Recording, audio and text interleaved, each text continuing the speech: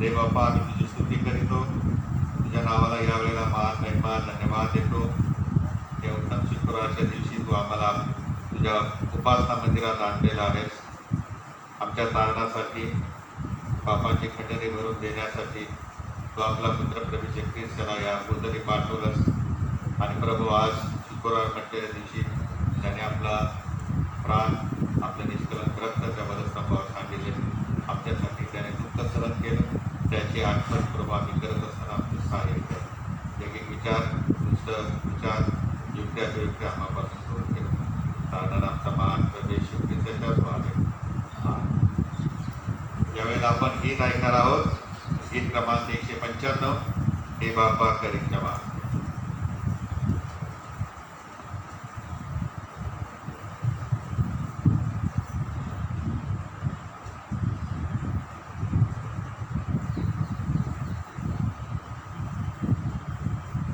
गीत क्रमांक 195.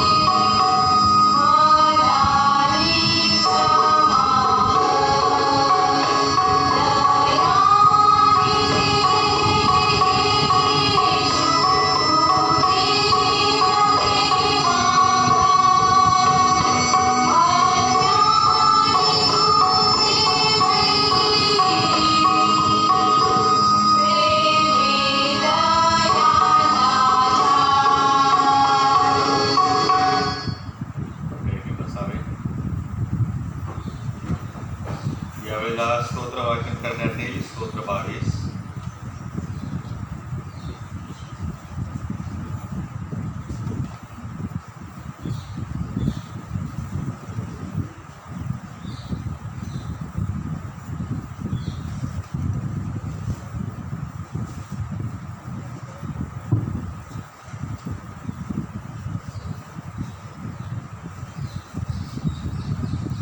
आजचा दिन उत्तम शुक्रवार, यासाठी स्तोत्रसंहिता 22 वाचनांपर्यंत ऐकूया. दुःखाची आरोळी आणि स्तुती गीत. माझ्या देवा तू माझा त्याग का केला? माझा दुःखाचा आक्रोश ऐकून माझा बचाव करायला तू जवळ नाहीस. माझ्या देवा, दिवसा मी धावा करीतो तरी तू ऐकत नाहीस. रात्रीही धावा करीतो तरी मला चैन पडत नाही. तरी पण हे इस्रायलाच्या स्तवनात वसणाऱ्या तू पवित्र आहेस. आमचे पूर्वज तुझ्यावर भाव ठेवी, ते तुझ्यावर भाव ठेवीत असत आणि तू त्यांना मुक्त करीत होतास. ते माझा भाव करीत आणि मुक्त होत ते तुझ्यावर भाव ठेवीत आणि निराश होत असत. मी तर कीटक आहे, मानव नव्हे, मनुष्यांनी निंदिलेला, लोकांनी धिक्कारलेला आहे. मला पाहणारे सर्व माझा उपहास करीतात, वाकुल्या दाखवितात, थट्टेने डोके डोलवितात. मला पाहणारे सर्व माझा उपहास करीतात, वाकुल्या दाखवितात, थट्टेने डोके डोलवितात. ते म्हणतात, त्याने परमेश्वर आपला हवाला टाकीला आहे, तो त्याला मुक्त करो, तो त्याला सोडवो, कारण तो त्याचा आवडता आहे. परंतु मला उदरातून बाहेर आणणारा तूच आहेस. मी आपल्या आईच्या अंगावर पीत होतो, तेव्हा तू आपणांवर भाव ठेवण्याची स्फूर्ती दिली. मी जन्मलो तेव्हापासून मला तुझ्या हाती सोपविलेले आहे. मातेच्या उदरातून बाहेर पडलो तेव्हापासूनच तूच माझा देव आहेस. माझ्यापासून दूर राहू नको, कारण संकट येऊन ठेपले आहे आणि सहाय्य करणारा कोणी नाही. म्हणून पुष्कळ गोऱ्यांनी मला वेढिले आहे, भाषणांतील दांडग्या गोऱ्यांनी मला घेरले आहे. पाडून टाकणाऱ्या व गर्जना करणाऱ्या सिंहासारखे ते तोंड वासून माझ्यावर आले आहे. मी पाण्यासारखा उचला गेलो आहे, माझ्या हाडांचे सर्व सांधे ढिले झाले आहे. माझे हृदय मेणासारखे झाले आहे, ते आतल्या आत मितळले आहे.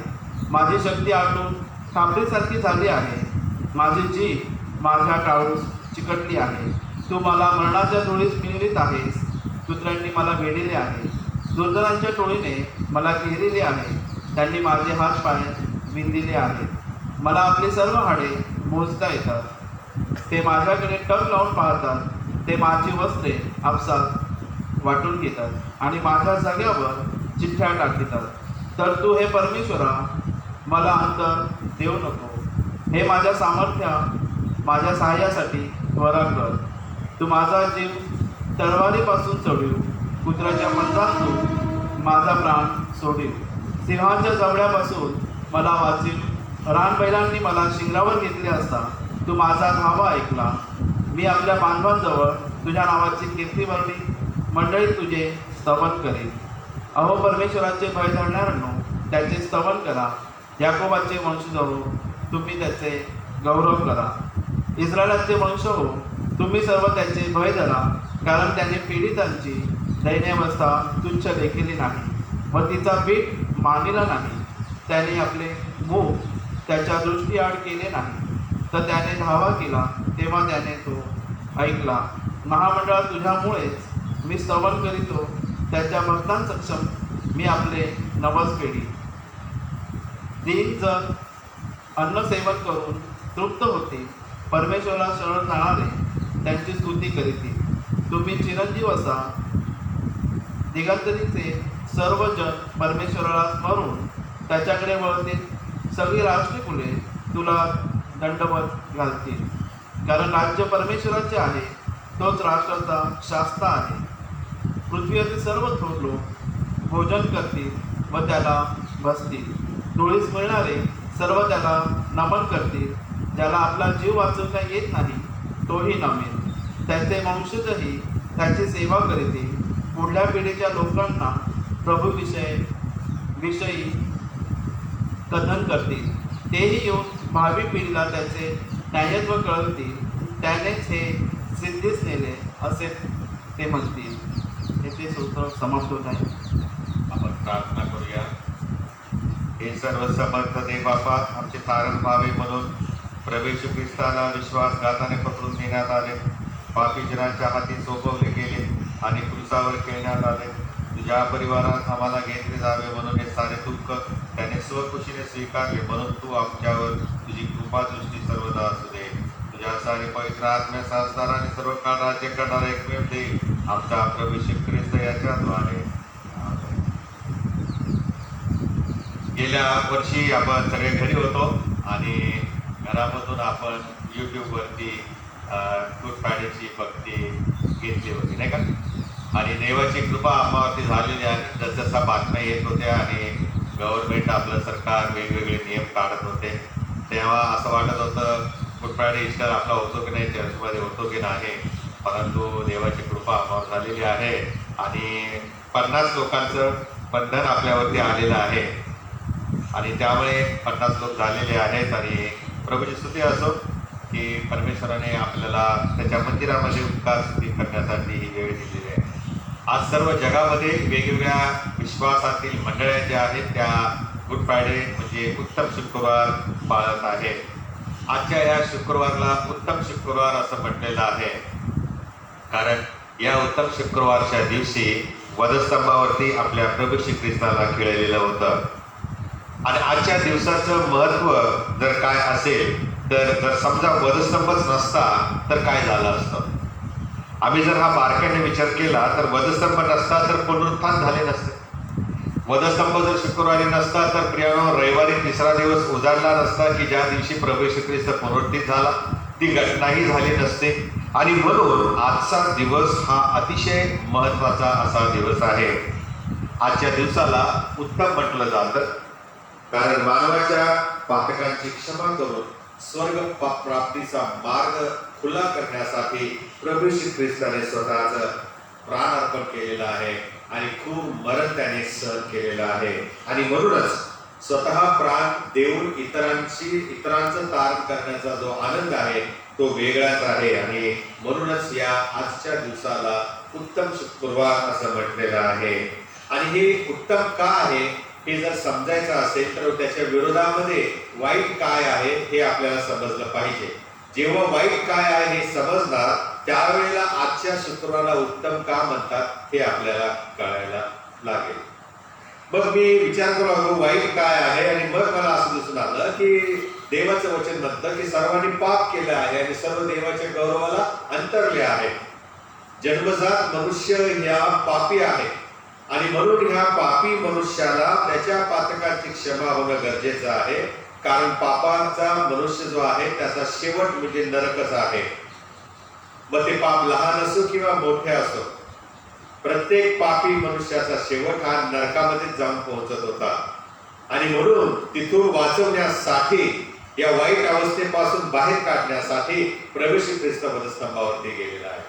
आणि म्हणून ही चांगली बाब आहे, ही उत्तम बाब आहे. मी पापी कसा आहे हे जर तुम्हाला आणि मला कळायचं असेल तर पवित्र वचनाच्या द्वारे प्रभू आम्हाला हे शिकवतो की प्रत्येक मनुष्य हा पापी आहे आणि सुवार्तेने आमच्या पातकांची क्षमा केलेली आहे त्याचं भान आम्हाला मिळतं आणि आम्ही देवाकडे परत जातो. आणि म्हणून आजचा दिवस हा उत्तम आहे कारण आम्हाला पुनरुत्थानाचा आनंद मिळावा ही देवाची इच्छा होती. आमच्या पापामुळे देवाला आलेला जो क्रोध आहे तो येशू ख्रिस्तावरती घालणे जरुरी होते आणि जो आम्हासाठी आमच्या ऐवजी आमच्या जागी त्या वधस्तंभावरती मरण पावलेला आहे त्या येशू ख्रिस्ताला वधस्तंभी जाणं आवश्यक होतं. कारण जोपर्यंत तो आपलं स्वतःचं रक्त सांडत नाही तोपर्यंत आमच्या पातकांची क्षमा होणार नव्हती. आणि म्हणून सर्व राष्ट्रावरती पापामुळे जो देवाचा क्रोध आलेला होता तो क्रोध निवारण करण्यासाठी प्रभू श्री ख्रिस्ताला वधस्तंभावरती जाणे गरजेचे होते. वधस्तंभावरील मरण हे क्रूर मरण होतं. ते काय फार उंच वधस्तंभ नसत, जास्तीत जास्त या टेबलाच्या उंची एवढे त्याच्या खालच्या भागापर्यंत त्या गुन्हेगारांचे पाय येत असत. आणि मग असं म्हटलेलं आहे की वधस्तंभी दिल्यानंतर त्याचा पाहिजे तेवढा छळ केल्यानंतर सर्व लोक निघून जात असत आणि मग रानातली रात्रीची हिंस्र पशु येत असत आणि लचके तोडून त्या गुन्हेगाराचे शरीर सगळे खात असत. एवढ्या खालच्या पातळीपर्यंत वधस्तंभ लावलेले असत. आणि म्हणून प्रियानो या ठिकाणी आम्ही पाहतो की वधस्तंभावरचं मरण हे क्रूर असायचं, ते दयाहीन असायचं, त्याच्यामध्ये दुःख भरलेलं असायचं. आणि अशा या गोष्टीमधून देव आम्हाला सुटका कशी करू शकतो, अशा या वधस्तंभावरती मरण पावलेल्या प्रभू श्री ख्रिस्ताच्या द्वारे देव आमच्या पातकांची क्षमा कशी करू शकतो या शंकेला आमच्या मनामध्ये काही थारा नाही. कारण वधस्तंभावर आम्हास छळ, अपमान, क्रूरता दिसते, पण त्याचबरोबर वधस्तंभावरती आम्हाला देवाचं प्रेम देखील पाहायला मिळतं. कारण योहान 3:16 मध्ये आम्ही वाचतो, देवाने आम्हाला एवढी प्रीती केली की त्याने आपला एकुलता एक पुत्र देऊन टाकला यासाठी की जो कोणी त्या वधस्तंभावर खिळलेल्या ख्रिस्तावरती विश्वास ठेवेल त्याचा नाश होणार नाही तर त्याला सार्वकालिक जीवन प्राप्त होईल. आणि म्हणून स्तोत्र संहिता 45:10 मध्ये असं लिहिलेलं आहे, देवाचे खरे प्रेम त्याच्या भक्तांना भेटेल चांगुलपणा आणि शांती त्याचे चुंबन घेऊन त्याचे स्वागत करेल. वधस्तंभ हा असा एक ठिकाण आहे की ज्या ठिकाणी आम्हाला चांगुलपणा आणि शांती एकमेकाचं चुंबन घेताना पाहत आहे. आणि म्हणूनच वधस्तंभावर असताना देखील परमेश्वराने आम्हावरती प्रेम केलं. वधस्तंभावर असताना देखील परमेश्वराने आम्हाला क्षमा दिलेली आहे. आणि वधस्तंभ हे योग्य असे एक ठिकाण आहे की ज्या ठिकाणी आम्ही केलेल्या पातकांची क्षमा परमेश्वराने ख्रिस्त येशूमध्ये केलेली आहे. आमची शिक्षा त्याने स्वतःवर घेतलेली आहे. लोकास पत्र 12:2 वचनामध्ये आम्ही ही गोष्ट पाहतो. आणि म्हणून या उत्तम शुक्रवारच्या दिवशी चर्च जे आहे हे चर्च आपलं लक्ष वधस्तंभावरती केंद्रित करतं. परवा पुनरुत्थानाच्या दिवशी जेव्हा आपण चर्चला येऊ त्यावेळेला वधस्तंभावर आमचं लक्ष नसणार तर कबरेवरती असणार. प्रभू श्री ख्रिस्त मरणातून उठला त्या कबरेवरती आपलं चर्चचं लक्ष असणार आहे. आणि म्हणून आजचा जो दिवस आहे त्या दिवशी आम्ही हे विसरता कामा नये की आमच्या पातकांसाठी प्रत्येकाने वैयक्तिक रीतीने जर म्हटलं तर माझ्या पातकांसाठी वधस्तंभावरती प्रभू श्री ख्रिस्त मरण पावलेला आहे. माझी पापे घेऊन तो त्या वधस्तंभावरती गेला. कारण पापाचं वेतन मरण आहे. जो व्यक्ती पाप करेल तो मरेल, खास मरेल असं म्हटलेलं आहे. आणि आम्ही मरू नये, आमचा कायमचा नाश होऊ नये म्हणून ख्रिस्ताने येशूने ते मरण स्वतःवरती घेतलं आणि आमच्यासाठी तो मेला आणि मरणावरती तो विजयी झालेला आहे. स्वतः निर्दोष असताना, स्वतः निष्कळंक असताना त्याने मरण पत्करलेलं आहे. आणि म्हणून त्याचं मरण जे आहे ते आमच्या पापांची शिक्षा त्याने स्वतःवर घेतलेली आहे. ज्या ठिकाणी आम्ही खेळले जाणं गरजेचं होतं त्या ठिकाणी प्रभू श्री ख्रिस्त आमच्या बदली गेलेला आहे. ही गोष्ट पेत्राने त्याच्या पहिल्या पत्रातील 3ऱ्या अध्यायाच्या 18व्या वचनामध्ये लिहिलेली आहे. आम्ही अनेकदा वधस्तंभाकडे येतो परंतु प्रियानो हे लक्षात ठेवलं पाहिजे की येशू एकदाच सर्वांच्या सर्व पातकांसाठी मरण पावला. आणि म्हणून ज्या वेळेला आम्ही वधस्तंभापाशी येतो त्यावेळेला आमचं देवाशी तुटलेलं नातं जे आहे ते जुळलं जातं आणि आम्ही परमेश्वराबरोबर समेट करू शकतो. आणि म्हणून वधस्तंभ हा अत्यंत महत्वाची जागा आहे. वधस्तंभ हे असे ठिकाण आहे की ज्या ठिकाणी मनुष्य आणि देव यांच्यामध्ये समेट झाला. ख्रिस्ताने आम्हावरती स्वतःचा प्राण अर्पण करून बलिदान केलेलं आहे. आणि म्हणून त्याने देवाचं प्रेम, देवाची क्षमा त्या वधस्तंभापासून आपल्यापर्यंत पोहोचवलेली आहे. आणि याच कारणास्तव उत्तम शुक्रवारच्या दिवशी वधस्तंभावरच्या 7 वाक्यावरती आपण मन चिंतन करत असतो. ही 7 वाक्य त्याला शब्द असे म्हटलेलं आहे, शेवटचे शब्द म्हटलेला आहे. आणि या 7 शब्दांच्या द्वारे प्रभू येशू ख्रिस्ताने त्याच्या मनातील जे विचार होते ते मांडलेले आहे. येशू ख्रिस्त वधस्तंभावरती मरण पावला जेणेकरून मनुष्याच्या पापांची खंडणी भरून पाप क्षमा मनुष्य मात्राला दिली जावी. आणि याच कारणास्तव तो आम्हावरती प्रेम करतो. शासन करण्याऐवजी परमेश्वर आम्हावर प्रेम करतो. हे वधस्तंभापासून आपल्याला शिकायला मिळतं. आमच्यासाठी तो घायल झाला, आमच्यासाठी त्याने छीटू सहन केली, आमच्यासाठी त्याने क्रूर मरण सहन केलेलं आहे, वधस्तंभ वाहिलेला आहे. आणि पुढे आम्ही पाहतो की शेवटी गोलगोथा या ठिकाणी काल्वरीच्या टेकडीवरती येशू ख्रिस्ताला 2 लुटारूंच्या मध्ये खेळण्यात आलेलं आहे. हे दाखवण्यासाठी जगाला की हा देखील गुन्हेगार आहे, या 2 गुन्हेगारांसारखं. आणि स्वर्गाच्या राज्याचा पुत्र येशू ख्रिस्त हा आमचा राजा आहे, त्याला गुन्हेगारांच्या बरोबर गुन्हेगार ठरवण्यात आलेला आहे. आणि तरी तो गप्प राहिलेला आहे आमच्या पातकांची क्षमा व्हावी म्हणून. तो जर चिडला असता, देवापासून जर त्याने सैन्य मागवलं असतं तर एका क्षणामध्ये तो जिंकला असता, सगळे माणसं मरून पडले असते. पण मग त्याच्या तारणाची योजना आमच्या अखंडित राहीच नसते प्रियानो, ती खंडित झाले असते, ती तुटले असते आणि आम्ही नरकामध्ये टाकले गेलो असतो. हे होऊ नये म्हणून इतका सगळा छळ प्रभू श्री ख्रिस्ताने शांत राहून त्या सहन केलेला आहे. आणि म्हणून प्रियानो मृत्यूपूर्वी जे बोललं जातं ते फार महत्वाचं असतं. आणि मृत्यूपूर्वी जे माणसं काही सांगतात ते त्यांच्या हृदयापासून सांगत असतात, त्याला काहीतरी किंमत असते, ते मूल्यवान असतात. आणि म्हणून प्रभू श्री ख्रिस्ताच्या शेवटच्या घटकेला वधस्तंभावर असताना मरण्यापूर्वी त्याने जे 7 वाक्य उद्गारलेले आहेत, 7 वाक्य जी त्यांनी म्हटलेली आहेत ती अत्यंत मोलाची आहे. येशूच्या अंतःकरणामध्ये जे चाललेलं आहे ते त्याने 7 शब्दांच्या द्वारे आम्हापर्यंत पोहोचवलेलं आहे. आणि म्हणून प्रियानो या 7 शब्दाकडे आपण थोडक्या वेळेमध्ये लक्ष देणार आहे. या 7 शब्दांपैकी पहिली जी 3 शब्द आहेत ती पहिली जी 3 वाक्य आहेत ते लूक शुभवर्तमानामध्ये आढळतात. त्यानंतरची 3 वाक्य आपल्याला योहानाच्या शुभवर्तमानामध्ये आढळतात आणि एक वाक्य मत्तयाच्या शुभवर्तमानामध्ये आढळतं. आणि जे वाक्य आपल्याला किंवा जो शब्द मार्काने सुद्धा लिहिलेला आम्हाला पाहायला मिळतो. अशा प्रकारे मत्तय आणि मार्क हे देवाकडे याचना येशू करत आहेत त्याचं वर्णन करतात. लूक हा आपल्या शुभवर्तमानामध्ये येशूच्या 3 शब्दांबद्दल वर्णन करत असताना येशू छानदारांसाठी क्षमा कशी मागत होता, त्याने पश्चातापी चोराला सुखलोकाची देणगी कशी देव केली आणि स्वतःचा आत्मा देवाच्या हाती कसा सोपवला हे लूक लिहितो.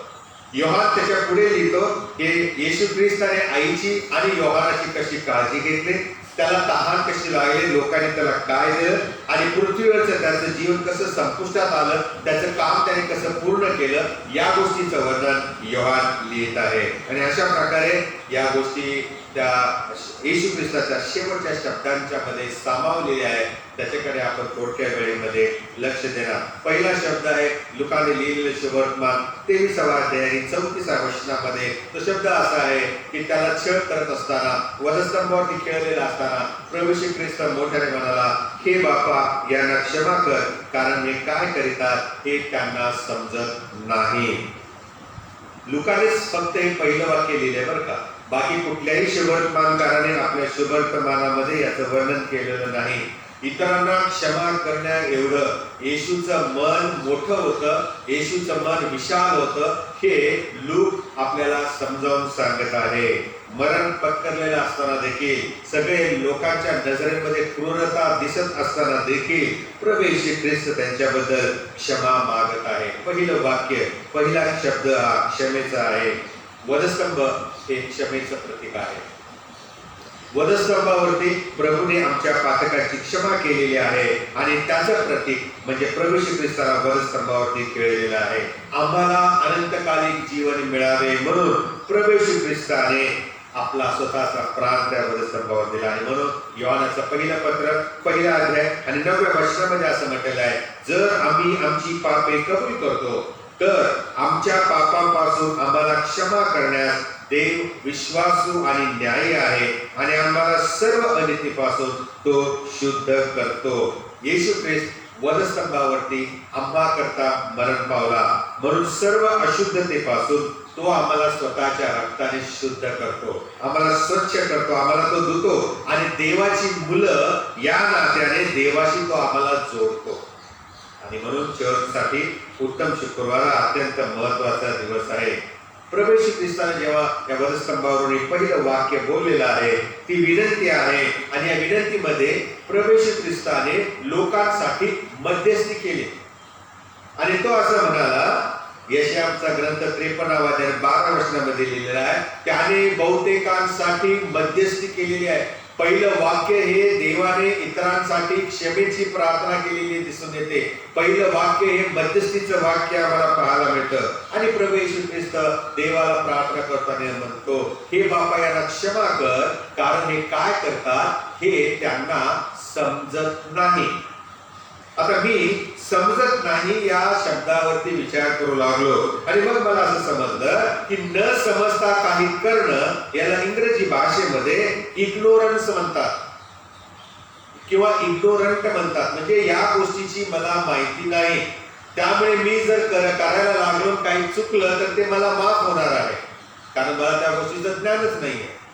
आणि येशू ख्रिस्ताने नेमकं तीच प्रार्थना केली की प्रभू हे काय करतात याचं ज्ञान त्यांना नाही आणि म्हणून त्यांना तू काय कर, क्षमा कर, असं परमेश्वराने येशू ख्रिस्ताने देवाकडे प्रार्थना केलेली आहे. हे जे लोक येशूचा छळ करत होते, वधस्तंभावर त्याला खिळून मारू पाहत होते, मृत्यूच्या दाढेमध्ये त्याला लोटत होते, त्या सर्वांना काही कळतच नव्हतं का त्यांना जे कळत होतं ते वेगळं कळत होतं का? ते सर्वच अज्ञानी होते का?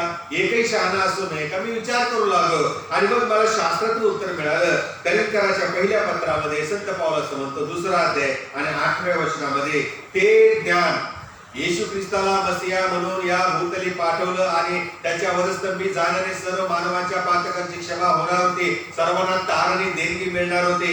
हे ज्ञान जे आहे हे युगातल्या अधिकाऱ्यांतील कोणाला हे कळत नाही. कारण संत पाऊल पुढे असं म्हणतो, त्यांना जर कळले असते तर त्यांनी गौरवाच्या प्रभूला वधस्तंभावर खेळले नसते.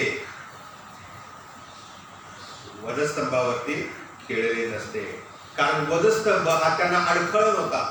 हे अज्ञानी काय होते, कारण ते मसीहाची वाट पाहत होते. घोड्यावर स्वार व सैनिकांसह येणारा मसीहा त्याची ते वाट पाहत होते आणि म्हणून मसीहा व त्याचे जे राज वैभव आहे, त्याचा जो लवाजमा असेल, त्याच्या तुलनेमध्ये हा मसीहा जो काम करून शेवटी याला क्रूरतेने वधस्तंभावर खेळलं जात आहे, यांचा मेळ काही त्या यहुद्यांना घालता येईना. ते गोंधळले होते आणि म्हणून ते पिलाताला आणि हेरोदाला म्हटले, याला वधस्तंभी खेळा, हा आमचा मसीहा होऊच शकत नाही. ते गोंधळून गेले आणि त्यांनी येशूला ओळखलंच नव्हतं. ते ज्ञान त्यांना प्राप्त झालंच नव्हतं. आणि म्हणून पेत्र प्रेषितांची कृत्य 2 अध्याय आणि 36व्या वचनामध्ये म्हणतो, यास्तव इस्रायलाच्या सर्व घराण्याने हे निश्चयपूर्वक समजून घ्यावे की ज्या येशूला तुम्ही वधस्तंभावर खेळून मारलेला आहे. पेत्र या ठिकाणी सरळ सरळ यहुद्यांना नावं ठेवत आहे, यहुद्यांना दोषी ठरवत आहे. आणि मग पुढे 3 अध्याय 15व्या वचनामध्ये तो असं म्हणतो, तुम्हीच जीवनाच्या अधिकाऱ्याला जीवे मारलेले आहे. जो जीवन घेऊन तुमच्याकडे आला होता त्याचाच जीव तुम्ही घेतलेला आहे. तुम्ही म्हणजे फक्त इस्रायलच नाही बरं का. तर जर आम्ही बारकाईने विचार केला तर आम्ही देखील त्यामध्ये सहभागी झालेलो आहे. आम्ही जे पाप केलेले आहे किंवा करत आहोत त्या आमच्या पातकांची क्षमा व्हावी म्हणून प्रभू येशू ख्रिस्ताला वधस्तंभी जावं लागलेलं आहे. आम्ही जर पाप केलं नसतं तर येशूला वधस्तंभी जाण्याची गरज भासली नसती. संत पावलाने तुम्ही जीवनाच्या अधिकाऱ्याला जीवे मारले, हा जो तुम्ही शब्द आहे याची यादी मोठी केलेली आहे. आणि तो असं म्हणतो रोमकरास पत्र 3 अध्याय 23व्या वचनामध्ये की सर्वांनी पाप केलं आहे आणि सर्व देवाच्या गौरवाला अंतरले.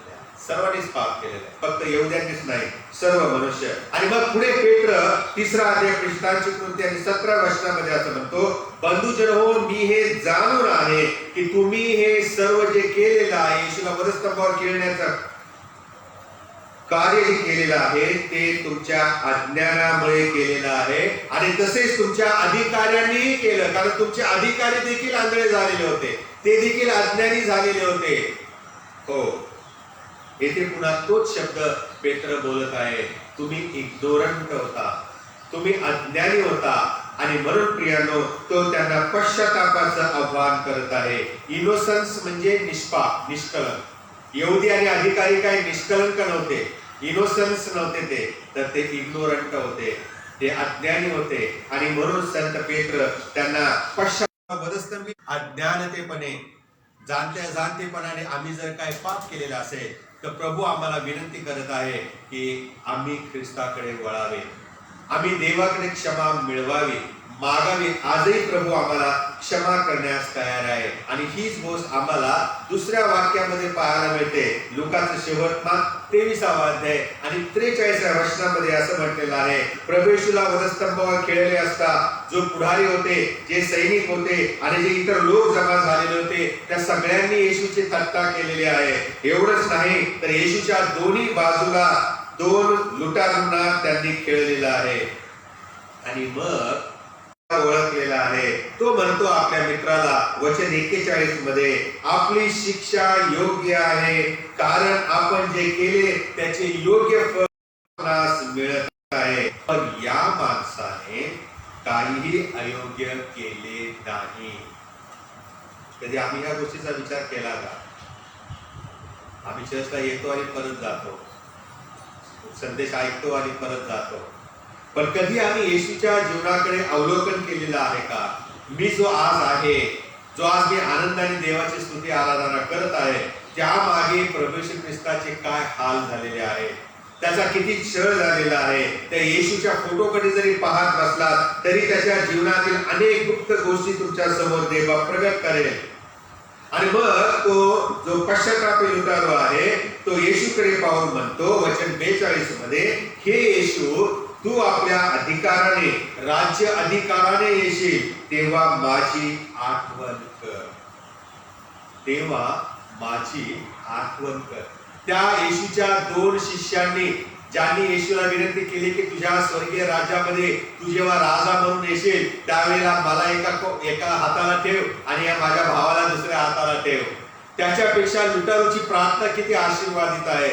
तो असं मला कुठे बसव म्हणत नाही, उजवीकडे बसव, डावीकडे बसव किंवा तुझ्या मंदिराचा द्वारपाळ बनव, अशा भानगडीत हा पडलेला नाही. हा लुटारू खरोखर पश्चातापी झालेला होता. त्याने त्याची अवस्था जाणली, येशू कोण आहे हे त्याने ओळखलं आणि म्हणून तो त्याला म्हणतो की तुझ्या बाजूला वधस्तंभावरती मी एक पश्चातापी लुटारू खेळलेला होता, एवढी आठवण कर. जेव्हा तू राजा म्हणून येशील त्यावेळेला त्याला काय दिसलं असेल त्या येशूमध्ये? त्या 39 फटक्याने पाठीचा खिमा झाला होता, चेंदा मेंदा झालेला होता, रक्त पाठीतून वाहत होतं. डोक्यामध्ये काट्यांचा मुकुट घातलेला होता, त्या डोक्यामधून रक्ताचे ओघळ निघत चाललेले होते. आणि त्या भयान शांततेमध्ये येशूच्या हातापायाचे कुऱ्हाडी खेळे मारलेले होते, छिद्र मोठं झालेलं होतं आणि 6-7 तास त्या वधस्तंभावर लटकल्यामुळे ते छिद्र आणखी मोठे होत चाललेले होते. आणि जसजसे ते छिद्र त्या जखमा ज्या मोठ्या होत होत्या त्यातून रक्त जास्त वाहत चाललेलं होतं. हे सगळं पाहिलं त्याने. त्यामध्ये त्याला राजे पण काय दिसलं, राजाचा काय गुण त्या येशूमध्ये त्याने पाहिला? कधी विचार केला का आपण या गोष्टीचा? पण त्या लुटारूने केलेला आहे. त्याचा बघण्याचा दृष्टिकोन अगदी मनापासून येशूकडे तो पाहत होता, न्याहाळत होता. त्याला हे कळून चुकलं होतं की याचा काही गुन्हा नसताना याला वधस्तंभी खेळलेला आहे. आणि एवढा खेळ होत असताना देखील हा काही बोलत नाही. म्हणजेच हा कोणीतरी मोठा मनुष्य आहे. त्याने येशूमध्ये भविष्यामध्ये त्या येशूचं राज वैभव पाहिलेला आहे. आणि म्हणून जे दिसत नाही ते आहे असा विश्वास ठेवून तो येशूला असं म्हणतो की जेव्हा तू राज्याधिकाराने येशील तेव्हा माझी आठवण ठेव.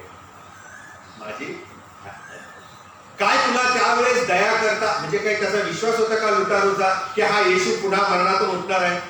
त्याला हे कळलं होता का की येशू ख्रिस्त पुन्हा राजा म्हणून येणार आहे आणि त्यावेळेला मेलेले उठवले जाणार आहेत? म्हणूनच तर तो असा बोलला का की जेव्हा तू राज्य अधिकाराने येशील तेव्हा माझी आठवण ठेव. त्या चोराच्या, त्या लुटारूच्या मनामध्ये किती विचार चाललेले होते. आणि त्याने येशूकडे अवलोकन केलं. त्या जखमांनी रक्ताने माखलेल्या येशूमध्ये त्याला येशू राजा दिसला, येशूचा अधिकार दिसला, येशूचं सामर्थ्य दिसलं. कदाचित तो येशू बरोबर पिलाताच्या वाड्यामध्ये असणार आहे ज्या वेळेला पिलाताने येशूला विचारलं तू राजा आहेस का, नाही का? त्यावेळेला येशूने दिलेले जे उत्तर आहे ते कदाचित त्या लुटारूने ऐकलेलं असावं, माहित नाही काय काय झाली घटना. पण त्याने येशूवर विश्वास ठेवला, मरता क्षणी त्याने विश्वास ठेवलेला आहे. आणि येशूने पण देखील प्रियानो त्याला लगेच काय दिलेलं आहे? समाधान दिलेलं आहे. लागलेच येशू त्याला असं म्हणतो मी तुला खरे सांगतो आज तू बस बरोबर सुखलोकात असशील. वचन 43 मध्ये लिहिलेलं आहे. आदामाने पाप केले आणि स्वर्गास तो मुकला, स्वर्ग मनुष्यापासून दूर गेला निघून. आणि हा दुसरा आदाम जो प्रभू श्री ख्रिस्त आहे तो आला आणि त्याने आपला प्राण अर्पण केला, आपलं रक्त त्या वधस्तंभावर सांडलं आणि आम्ही जे स्वर्ग हरवून बसलो होतो त्या स्वर्ग आम्हाला देणगी म्हणून दिला. हो प्रियानो, त्याला पॅराडाइज लॉस्ट म्हटलेलं आहे आणि पॅराडाइज रिगेन्ड म्हटलेलं आहे. एकदा आम्ही स्वर्गाला मुकलो, पॅराडाइज हरवला, सुखलोक आमच्यापासून हरवला होता, पण येशूमुळे पुन्हा आम्हाला सुखलोक देण्यात आलेला आहे. आणि म्हणून तो लुटारूला असं म्हणतो की तू माझ बरोबर सुखलोकात असशील. मानवाने पाप केलं आणि देवाच्या गौरवाला ते अंतरले आहे, पण देवाने येशूमध्ये आम्हाला पुन्हा प्रायश्चित्त करून स्वर्गामध्ये प्रवेश दिला. केवळ देव आमच्यावर प्रेम करतो म्हणून. आमचं तो कुठे जन्मलो, कुठल्या घराण्यात जन्मलो, कुठल्या कुळात जन्मलो, कुठं राहतो, किती खोल्याचा फ्लॅट आहे, किती मोठं गार्डन आहे, किती गाडी आहे, किती आलिशान आहे, हे सगळं पाहत नाही तो. या गोष्टी दुय्यम गोष्टी आहेत प्रभूसाठी, कारण या गोष्टी आम्हाला लागणार म्हणून त्या परमेश्वराने आम्हाला पुरवून ठेवलेल्या आहेत. त्याचा काय हिशोब तो घेणार? आणि म्हणून प्रभूने आम्हावरती एवढं प्रेम केलेलं आहे की त्याने आमचा नाश होता होता स्वतःचा पुत्र पाठवून आमचा बचाव केलेला आहे आणि आम्हाला पुन्हा मूळच्या स्थितीमध्ये प्रस्थापित केलेलं आहे. पुन्हा आम्हाला स्वर्गामध्ये येण्याचा मार्ग मोकळा केलेला आहे. जेव्हा पश्चातापी लुटारूला येशूने खात्री दिली की तो आज माझबरोबर सुखलोकात असेल, त्या अर्थी येशू सांगू इच्छित होता की मला पृथ्वीवर दिलेलं हे एक काम बाकी होतं, ते पण मी आज पूर्ण करत आहे. तूच एक थांबलेला होतास देवाच्या योजनेमध्ये, तारणाच्या योजनेमध्ये. लुटारूला पहिलं स्थान मिळालं बघा,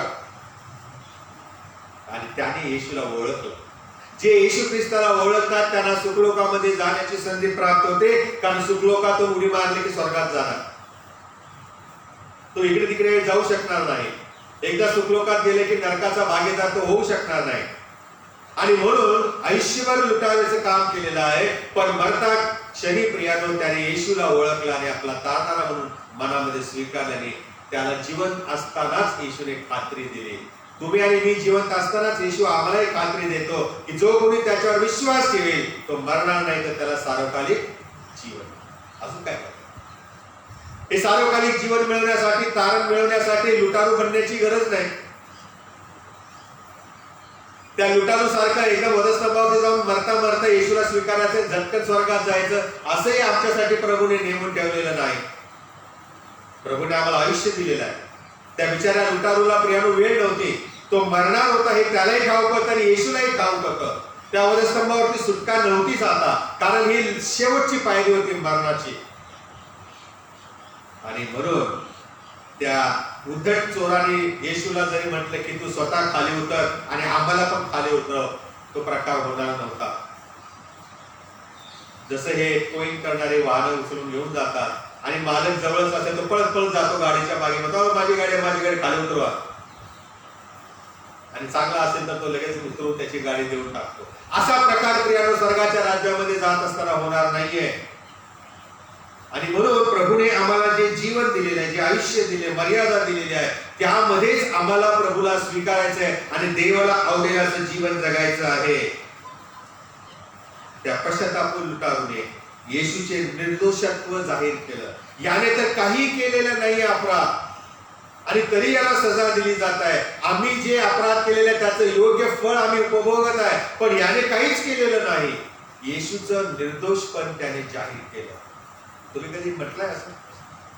तुम्ही कधी अशा दृष्टिकोनातून मी आणि तुम्ही पाहिले का येशूला की विनाकारण त्याला माझ्यासाठी त्या वधस्तंभात खेळलं? कधीच ना. आम्ही विचारच करत नाही या गोष्टीला.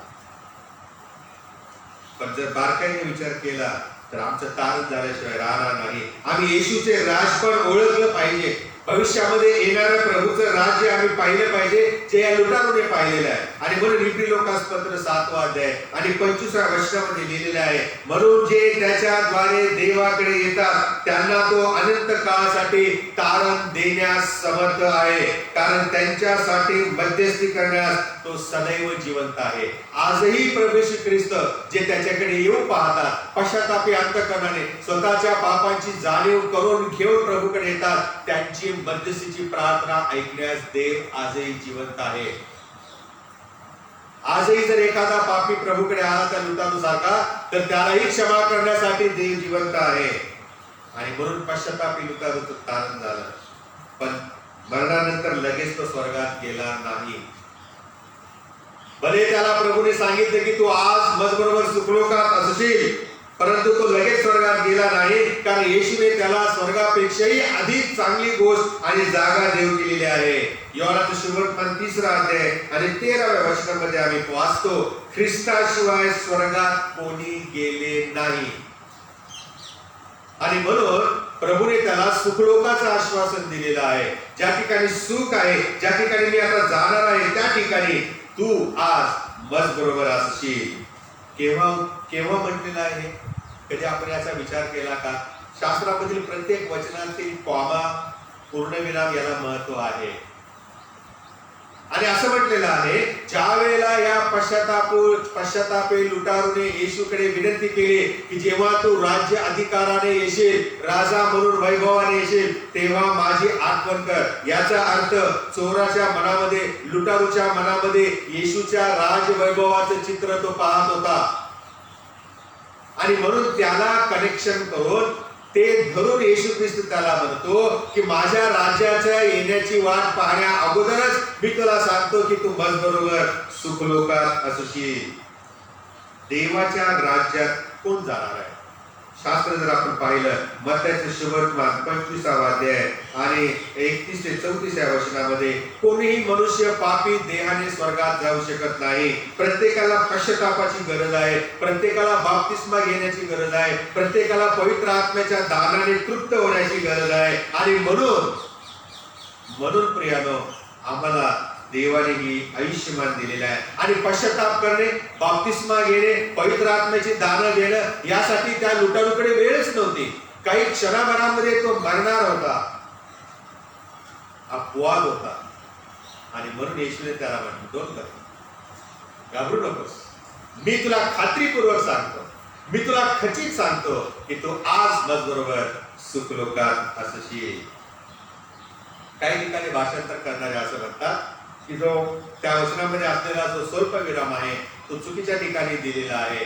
तो आज नंतर पाहिजे होता. म्हणजे काय, येशू त्या लुटारूला असं म्हणाला, मी तुला आज खात्रीपूर्वक सांगतो की तू माझबरोबर सुखलोकात असशील. अर्थ बदलला की नाही?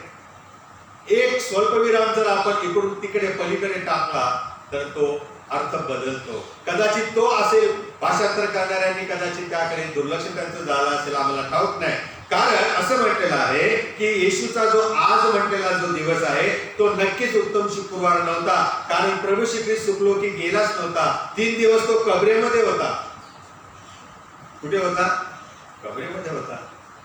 आणि म्हणून प्रियानो, आम्ही जर शास्त्राचा अभ्यास केला तर आम्हाला असं दिसतं, मत्तयाचे सुवर्तमान 12वा अध्याय 40व्या वचनामध्ये आणि स्तोत्रकर्ता 16 अध्याय आणि 10व्या वचनामध्ये असं म्हणतो की तू आपल्या अभिषिक्ताला पूजण्याचा अनुभव येऊ देणार नाहीस. प्रभू श्री ख्रिस्ताला त्याच्या शरीराचा सडण्याचा पूजण्याचा अनुभव मिळू देणार नाही आणि त्याच्या अगोदर प्रभू त्याला उठवणार आहे, हे निश्चित होतं प्रियानो. आणि म्हणून या वचनांच्यावरून आम्हाला असं पाहायला मिळतं की लुटारू त्या रात्री किंवा त्या दिवशी संध्याकाळी, उत्तम शुक्रवारच्या दिवशी येशू बरोबर कुठेही गेला नाही, कुठेही गेला नाही. आणि म्हणून योहानाचा सुवर्तमान 20वा अध्याय आणि 17व्या वचनामध्ये जेव्हा मरिया येशूच्या जवळ आली तेव्हा मरियेला तो म्हणाला, मला शिवू नको, कारण मी अद्याप पित्याजवळ वर गेलो नाही. कुठे पिता? देवा कुठे आहे? वर आहे.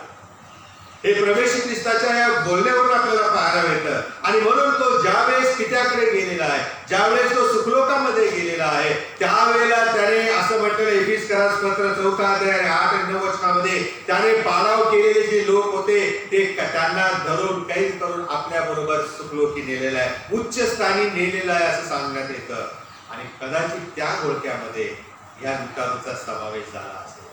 सगळे जे साधू संत प्रभू श्री ख्रिस्त अगोदर आले आणि मरण पावले, त्या संतांच्या मध्ये याची गणना झाली असावी. सुखलोकामध्ये नेशील, हो प्रियानो, हा तो सुखलोक आहे ज्या ठिकाणी देवाचे संत जन त्याची येण्याची वाट पाहत होते. त्यांच्या बरोबर येशू याला घेऊन गेलेला आहे.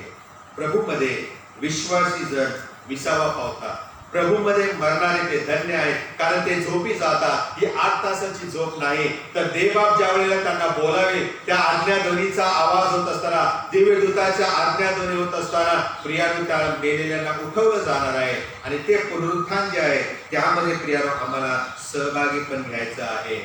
डोळे आम्ही झाकलेले असतात मरताना, परंतु ज्यावेळेस आम्ही डोळे उघडू त्यावेळेस ख्रिस्तास समोर उभे असणार, नाही का?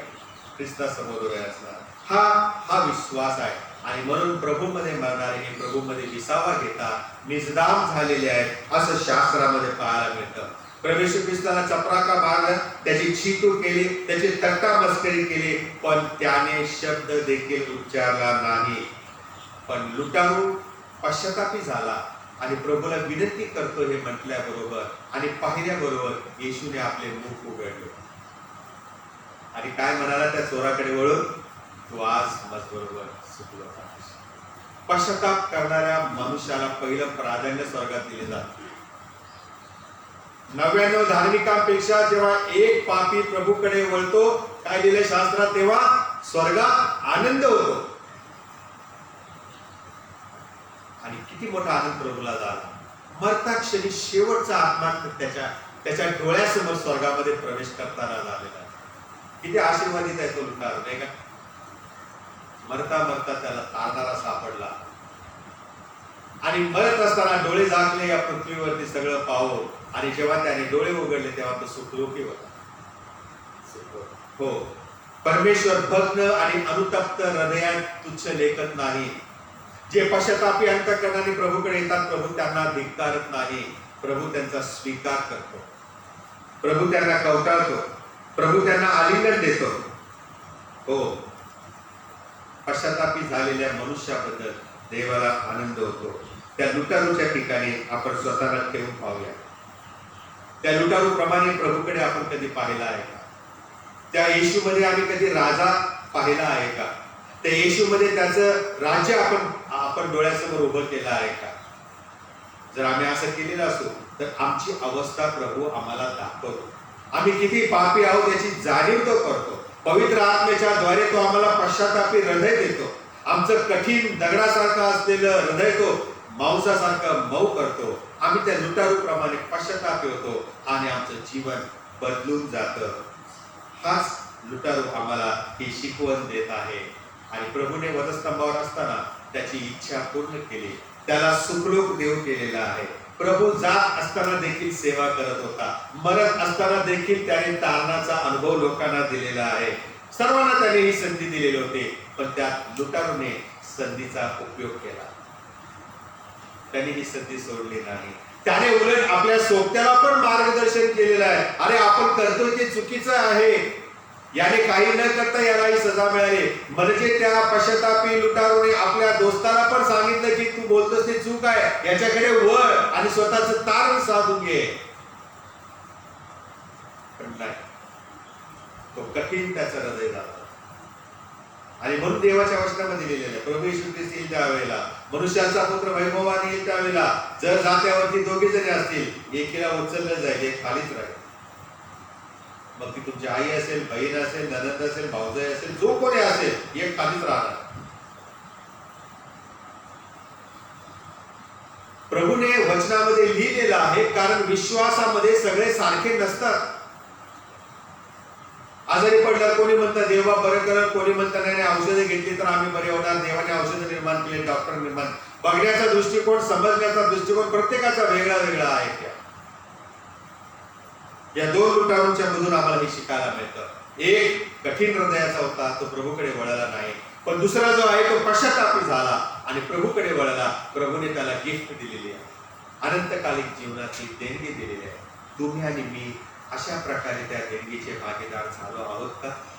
आम्हाला खात्री आहे का की मी आज जर मेलो तर मी स्वर्गात प्रभूकडे असणार, सुखरूपी मी असणार आहे, प्रभूच्या सानिध्यामध्ये असणार आहे. आणि मग त्याला ती स्वर्गाची देणगी दिल्यावर प्रभू श्री ख्रिस्ताने वधस्तंभाच्या पायथ्याशी असलेल्या स्त्रियांकडे पाहिलं. त्या ठिकाणी अनेक स्त्रियांचा घोळका होता प्रियानं. त्या स्त्रियांच्या मध्ये मार्था होती, मरिया होती, येशूची आई मरिया होती, मरिया मग्दलिया होते, अनेक स्त्रिया होत्या प्रियानं.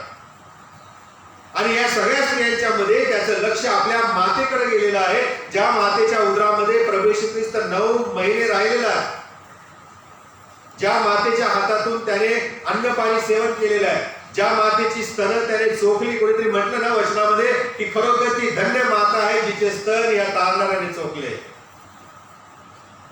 त्या मातेकडे त्याचं लक्ष गेलं आणि त्याला हे कळून चुकलं की मी आजपर्यंत जरी मी माझ्या मातेला बाई म्हटलं तरी तिच्या उदरी माझा जन्म झालेला आहे, आणि मी जरी दैवी मनुष्य असलो तरी मी मनुष्य आहे, मनुष्याचा पुत्र आहे.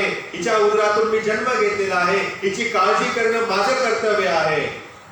मी जरी दैवी स्वभावाचा मनुष्य असलो तरी माझे जे नातलेक आहेत त्यांची काळजी घेणं माझं कर्तव्य आहे. आणि येशूने त्या वधस्तंभावर राहून आईची काळजी घेतली आहे. त्याला कळून चुकलं की माझ्यानंतर ही एकाकी पडणार आहे. आणि अशा वेळेला ती माझ्या मरणाने कदाचित व्याकुळ होईल, दुःखी होईल. आणि म्हणून त्याने जिवंत असतानाच स्वतःची जागा, जो शिष्य त्याच्यावर अधिक प्रेम करत होता 11 शिष्यांपेक्षा, त्या शिष्याला पुढे आणलेला आहे, त्या योहानाला पुढे आणलेला आहे. आणि मग तो असं म्हणतो, बाई हा पहा तुझा पुत्र. आणि मग योहानाकडे वळून असं म्हणतो, पहा ही तुझी आई. पुढे जास्त काही बोलला नाही येशू ख्रिस्त. मरियेने समजून घेतलेलं आहे की आता येशूच्या ठिकाणी माझी काळजी घेणारा योहान आहे. आणि योहान देखील कळून चुकलेला आहे की आता येशू हा पुत्र होता, त्याच्या जागी आता मला पुत्र म्हणून मरियेची काळजी घ्यायची आहे. आणि मरेपर्यंत योहानाने येशूच्या आईची काळजी घेतलेली आहे. 7 शब्दापैकी हा 3रा शब्द योहानाने लिहिलेला आहे. योहानाचं सुवर्तमान 19 अध्याय 26 आणि 27 वचनामध्ये आम्ही वाचतो. अवतीभोवती उभा टाकलेल्या आणि क्रूर झालेल्या लोकांच्या घोळक्यामध्ये मरिया येशू ख्रिस्ताला वधस्तंभाच्या पायथ्याशी रडत असलेली दिसली. आपल्या मुलाला एवढं क्रूर मरण या लोकांनी दिलेलं आहे. त्याने तिला जवळून ओळखलं होतं. त्या मातेला माहित होतं की हा देवाचा पुत्र आहे. अगदी जन्मल्यापासून त्याच्याविषयी जी भविष्यवाणी झाली हे सगळं मरियेने आपल्या अंतःकरणात ठेवलं होतं आणि जाणलं होतं. आणि हे त्याचं मरण पाहून ती दुःखी होती. प्रियानो, तिला लोकांनी लिहिलेल्या सुवर्तमानातील 2ऱ्या अध्यायाच्या 34 आणि 35 वचनामध्ये येशू लहान बाळ असताना मंदिरात गेल्यावर शिमोन संदेशाने जी भविष्यवाणी सांगितली होती ती आठवली असेल. ती भविष्यवाणी अशी होती प्रियानो की त्याची आई मरिया हिला म्हणते, पहा इस्रायलास बहुतांचे पतन आणि उत्थान यासाठी आणि ज्यांच्या विरुद्ध लोक बोलतील असले चिन्ह होण्यासाठी या तुझ्या मुलाला मुकर्रर करण्यात आले आहे. आणखी पुष्कळ लोकांच्या अंतःकरणातील विचार उघडकीस यावेत म्हणून तुझ्या स्वतःच्या जीवात तरवार भोसकून जाईल. स्वतःला यातना वेदना होत असताना देखील येशूचं लक्ष त्याच्या आईकडे होते. तो आता परदेशी चाललेला होता. तो आपल्या मूळच्या ठिकाणी चाललेला होता. आपल्या पित्याकडे पुन्हा चाललेला होता. आणि म्हणून जात असताना ज्या मातेने त्याला जन्म दिला त्या मातेची त्याने काळजी घेतलेली आहे. एवढ्या भयानक परिस्थितीमध्ये, विरोधी परिस्थितीमध्ये देखील येशूचं लक्ष आपल्या आईकडे होतं. परवा एक बातमी मी वाचली, आपल्याच देशामध्ये झालेली आहे. 2 वृद्ध आई वडील खोलीमध्ये मरण पावले होते. 10 दिवस झाले कोणालाही पत्ता नाही. आणि त्याची मुलगी एकुलती एक आहे, अमेरिकेत आहे. ती फेब्रुवारीमध्ये आली होती आई वडिलांना भेटायला. कारण बाहेर गेलेले काय रोज तर येऊ शकत नाही. ते वर्षात 2-3 वर्षातून एकदा येणार. आणि मग असं म्हटलेलं आहे की ती मुलगी गेल्या फेब्रुवारीमध्ये आली होती आणि आई वडिलांनी आपला फ्लॅट तिच्या नावावर केला. फार दुःखाने केला, तिने स्वीकारला असेल वगैरे काय झालं असेल. आणि मग ती पुन्हा अमेरिकेला परतले. आणि प्रियानो, तिला ही न्यूज सांगण्यात आली की तुझे आई वडील दोघेही मरण पावलेले आहेत. तेव्हा तिने उत्तर पाठवलं, मला येता येत नाही. मी म्हटलं दिला ना फ्लॅट आता तिला, मग कशाला येते तू? आम्ही हा विचार करतो. आम्ही हाही विचार केला तिचं प्रेम नव्हतं का आई बापावर? एखादी मुलगी झटकन उठल्या असते आणि ज्या किमतीचं तिकीट मिळते ते घेऊन आले असते. आम्ही विचार करतो, पण तो विचार त्यांनी पण केला असेल कदाचित. काही समस्या आल्या असतील. परंतु असं काही होऊ नये आपल्या आई वडिलांचं. पुढे असं लिहिलेलं आहे त्या न्यूज मध्ये की त्या वडिलांना पॅरालाइज होता. 81 वर्षाची ते वडील होते. पॅरालाइज झाल्यामुळे त्यांना हलता येत नव्हतं. आणि त्यांच्या पत्नीला सोरायसिस झालेलं होतं. सगळ्या अंगावरती त्या त्वचेचा रोग तिला झालेला होता. आणि वडील त्या मुलीचे जे पॅरालाइज होते त्यांची बॉडी कुजली होती. आणि आईची बॉडी सडायला सुरुवात झालेली होती. या कुबट वासाने, या दुर्गंधीने शेजाऱ्यांनी पोलिसांना बोलवलं. दार तोडून आत बघतात तर ही अवस्था, दोघे मरण पावले. शेवटी मुलगी येत नाही म्हटल्यावरती सामाजिक संस्थांचे कार्यकर्त्यांना बोलावलं. बिल्डिंग वाले आले आणि पोलिसांनी ते उत्तर क्रिया केली. आम्ही आपल्या आई वडिलांची काळजी घेणं गरजेचं आहे, नाही का? आणि हे प्रभूने आम्हाला दाखवून दिलेलं आहे.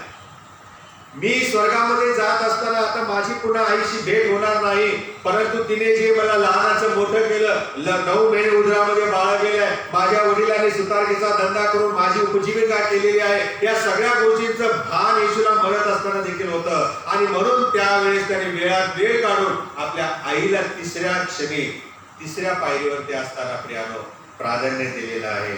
शेवटच्या तासामध्ये येशू ख्रिस्ताचं देवाशी असलेलं पिता पुत्राचं नातं अतिशय प्रखरतेने आपल्याला या 7 वाक्यामध्ये पाहायला मिळतं. मोठ्या आदराने येशूने त्याच्या स्वतःच्या आईची काळजी घेतली. काही तासांपूर्वीच त्याने आपल्या शिष्यांचे पाय धुतले होते. यामधून त्याने आम्हाला नम्रतेचा धडा शिकवलेला होता. आणि आता तो वधस्तंभावरती असताना दैहिक स्वर्गीय नात्यांच्या सोबत दैहिक नातं देखील तो विसरला नाही.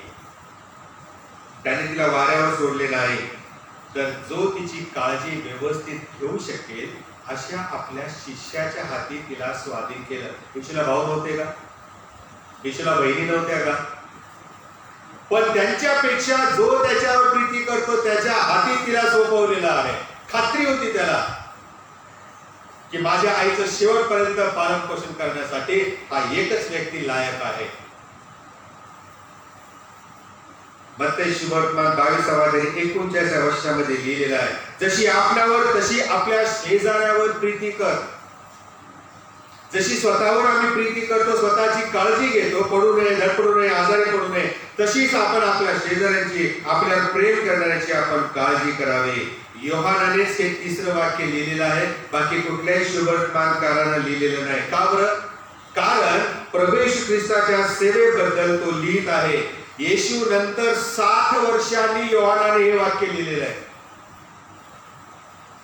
किती वर्षांनी? 60 वर्ष. योहानाचं शुभवर्तमान 20 अध्याय का लिहिलेलं आहे? 30 आणि 31 वर्षामध्ये त्याचा उल्लेख आहे प्रियानो. हे वचन लिहिण्याच्या मागे त्याचा उद्देश हा होता की लोकांनी येशूला स्वीकारावं आणि आपल्या जैविक नातेवाईकांची काळजी घ्यावं. आणि प्रभूपासून हा धडा आम्ही शिकू शकतो का?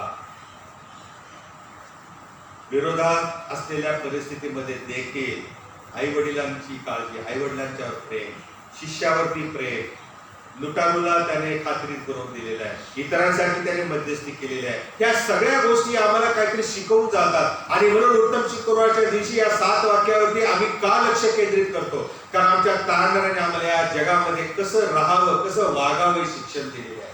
आणि प्रभू अशा प्रकारे राहण्यासाठी तुम्हाला आणि मला सहाय्य करो. आपण प्रार्थना करूया. देव बाप्पा, आम्ही यावेळेला धन्यवाद देतो तुझ्या पुत्राबद्दल, प्रभू येशू ख्रिस्ताबद्दल, ज्याने मरत असताना देखील क्षमा केली. जे त्याला छळ करत होते, दुष्टपणाने त्याला गरजस्तंभावर खेळत होते, त्याची क्षमा मागितली, करून लागली. जो पश्चातापी लुटारू होता त्याला खात्री दिली की तू सुखलोकात असशील. आणि आपल्या आईची आणि आपल्या शिष्याची त्याने काळजी घेतलेली आहे. प्रभू, आम्ही विनंती करतो त्या येशूच्या पावलावर पाऊल टाकून चालण्यास आम्हाला सहाय्य. येशूच्या नावाने आमेन. यावेळेला दुसरा शास्त्रपाठ वाचण्यात येईल. यशाचा ग्रंथ त्याचा 53 अध्याय पूर्णपणे आपण यावेळेस वाचतो.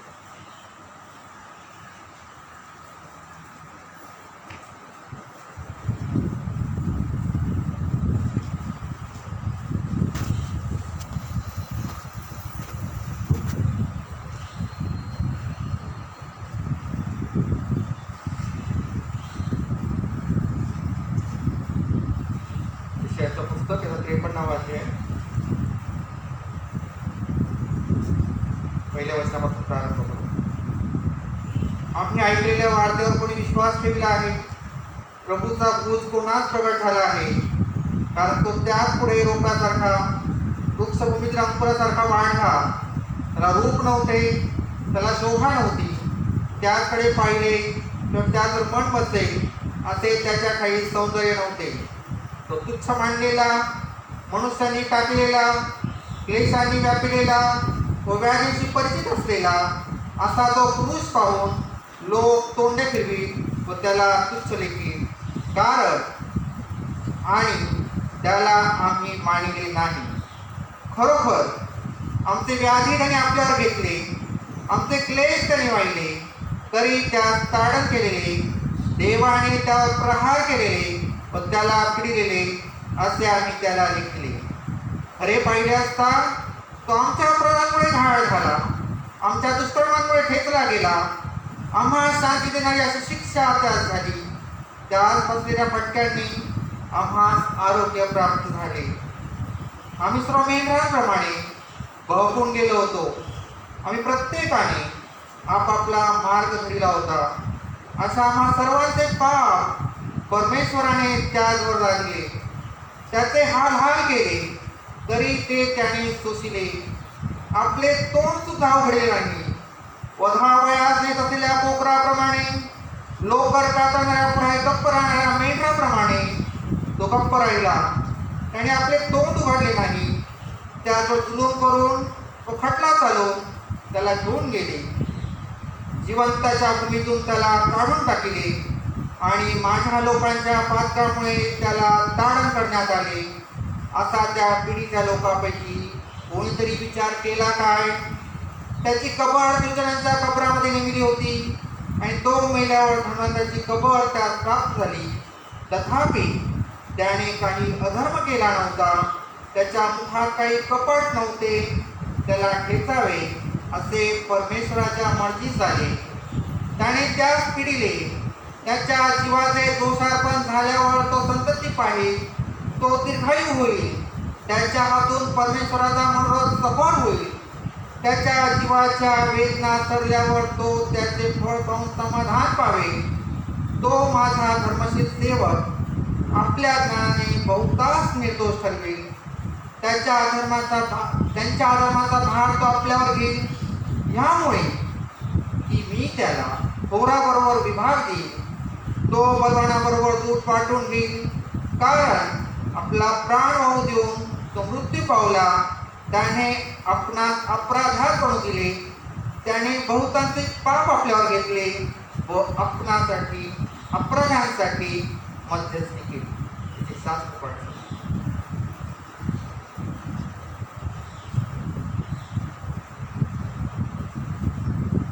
या ठिकाणी आपण आईची आणि योहानाची काळजी प्रभू श्री ख्रिस्ताने घेतल्यानंतर चौथं वाक्य जो प्रभू श्री ख्रिस्त बोलला ते अतिशय महत्वाचं आहे.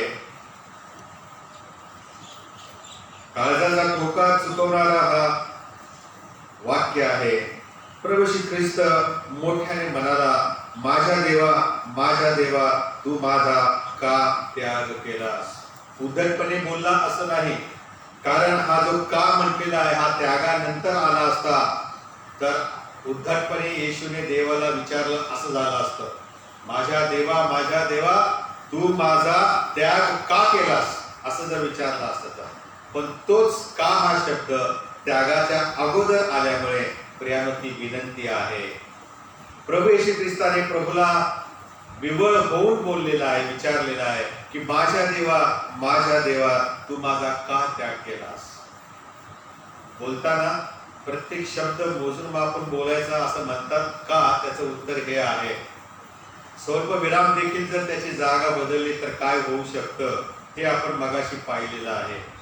आणि म्हणून प्रत्येक शब्द पवित्र शास्त्रातील अत्यंत मोलाचा आहे. या शब्दाच्या वेळी येशूला वेदना असह्य झालेल्या होत्या. त्याने पहिल्या वाक्यामध्ये क्षमा मागितली होती. दुसऱ्या वाक्यामध्ये त्याने पश्चातापी लुटारूला खात्री दिली होती. तिसऱ्या वाक्यामध्ये त्याने आईची आणि योहानाची काळजी घेतलेली आहे. आणि आता चौथ्या वाक्यामध्ये त्याचं लक्ष स्वतःकडे गेलेलं आहे. पहिल्या 3 वाक्यामध्ये दुसऱ्यांच्या गरजा पूर्ण झाल्या आणि पूर्ण केल्या आहेत. आणि या चौथ्या वाक्यामध्ये प्रभू श्री ख्रिस्त स्वतःबद्दल विचार करू लागलेला आहे. या वाक्याला अनेक उपदेशकांनी वेगवेगळी नावं दिलेली आहेत. कोणी म्हटलेलं आहे की हे वाक्य म्हणजे उजाड झालेल्या प्रभू श्री ख्रिस्ताचा हा आक्रोश आहे. कोणीतरी असं म्हटलेलं आहे की वाळवंटामधली ही हाक आहे. कोणी म्हटलं हताश झालेला असतानाचा उद्गार आहे. काही असो, पण येशू वधस्तंभावर एकटाच होता. बाजूला 2 लुटारू होते तरी देखील तो माणसांच्या मध्ये एकटाच होता. प्रिया,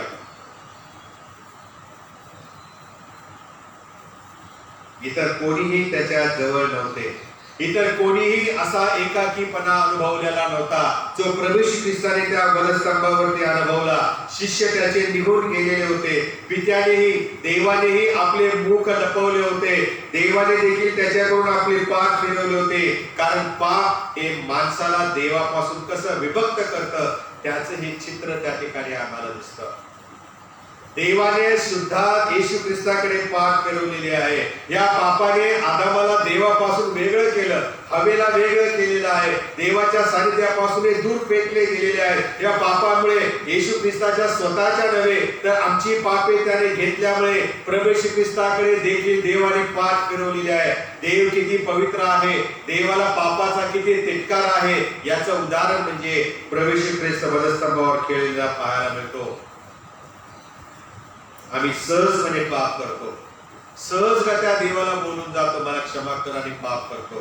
पण मला तुम्हाला सांगू द्या, प्रत्येक गोष्टीला मर्यादा आहे, प्रत्येक गोष्टीला संयम आहे, प्रत्येक गोष्टीमध्ये देवबापाला देखील सहनशील राहता येतं. पण त्याच वेळेला तो मंदक्रोध आहे, तो न्यायी आहे हे आम्ही विसरता कामा नये. इतक्या भयानक मृत्यूला सामोरे जात असताना प्रभू श्री ख्रिस्ताने पाहिलं की ज्याने त्याला पाठवलेलं होतं, जो त्याच्या सोबत होता इतके वर्ष, प्रत्येक गोष्टीमध्ये ज्याची त्या येशूने आज्ञा पाळली होती, त्या खुद्द देवाने देखील आता या क्षणी पाठ फिरवलेले पाहिल्यावर प्रभू येशू ख्रिस्ताला काय वाटलं असेल मनामध्ये. ज्याच्या जीवावरती तो अधिकार वाणीने चमत्कार करत होता, ज्याच्या आज्ञेप्रमाणे तो या भूतलावरती लोकांच्या गरजा पुरवत होता आणि धिटाईने जीवन जगत होत्या, त्याच देवाने त्याच्याकडे पाठ फिरवलेली आहे. आणि म्हणून येशू ख्रिस्ताने त्या स्तोत्र 22 मधलं पहिलं वाक्य बोलून दाखवलेलं आहे.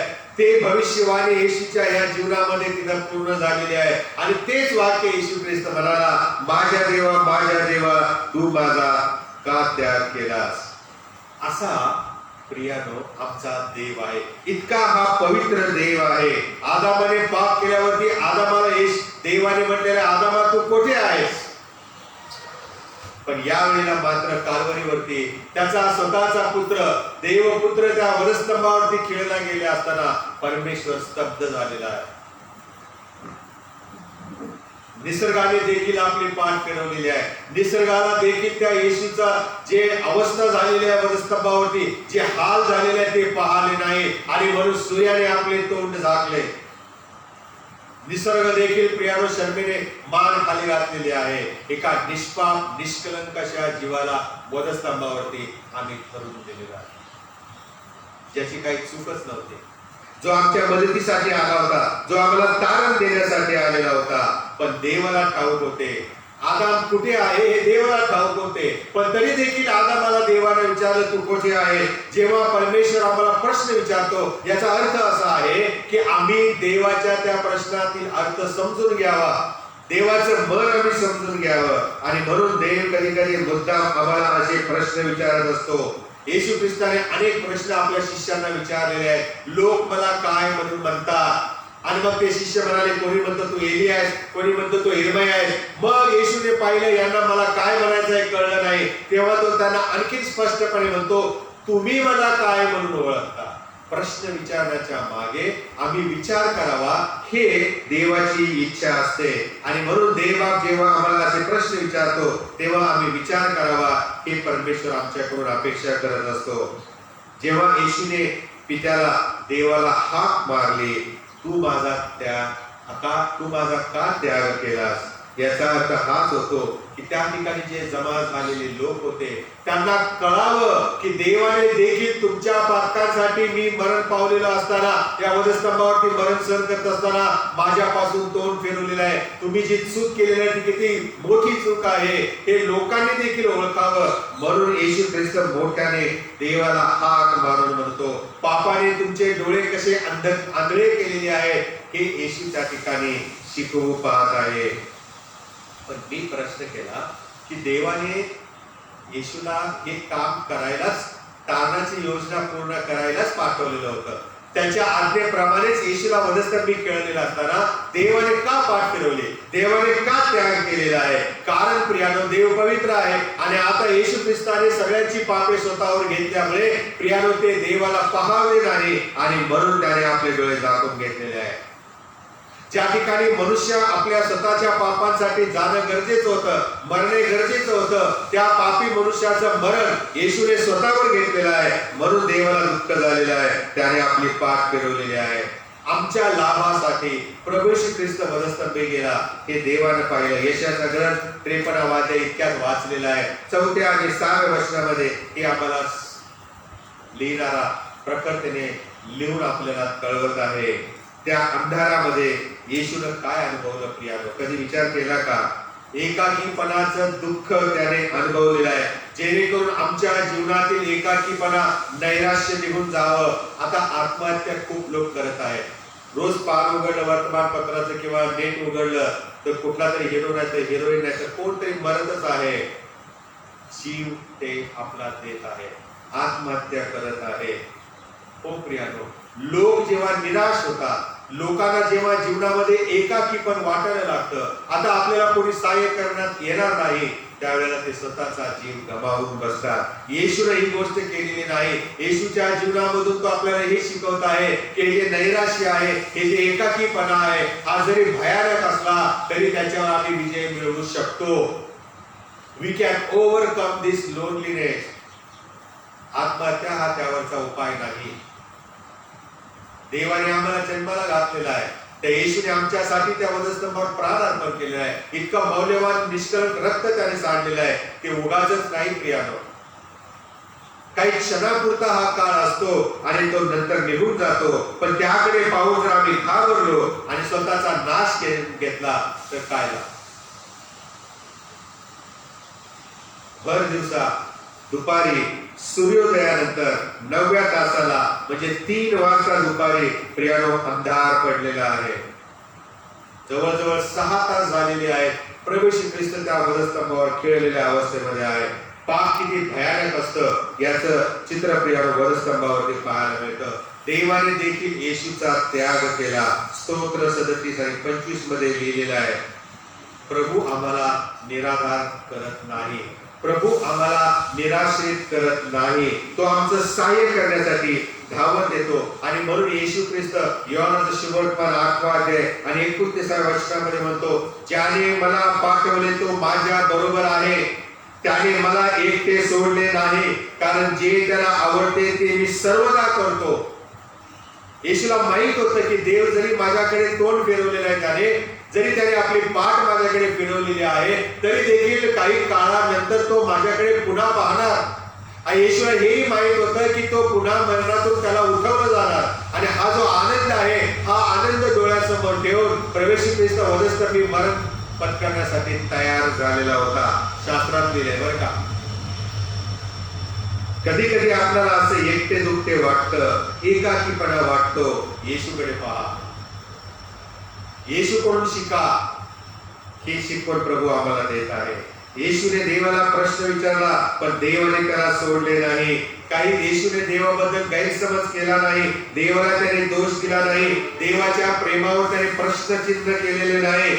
पण तू माझ्यासह असावा ही त्याची इच्छा.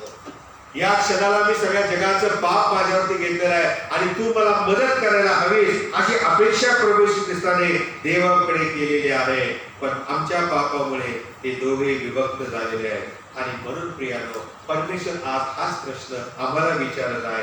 देवाची मुलं या नात्याने, तो आमचा पिता या नात्याने आम्हाला विचारत आहे, हे माझ्या मुला, हे माझ्या मुली, तू माझा का त्याग केलास? तू माझ्यावरची पहिली प्रीती का सोडलीस?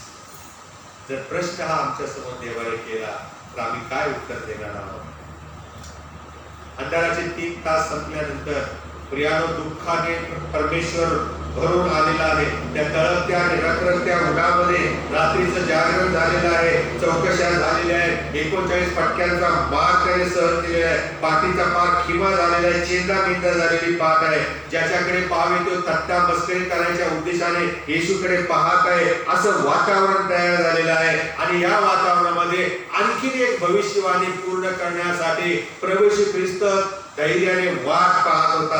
आणि मग त्याला ते भविष्य आठवलं. या स्तोत्राचं पुस्तक 69 स्तोत्र आणि 21 वचनामध्ये लिहिलेलं ते भविष्यवाणी त्याने पूर्ण केले. आणि तो असं म्हणाला, मला तहान लागली आहे. I am thirsty.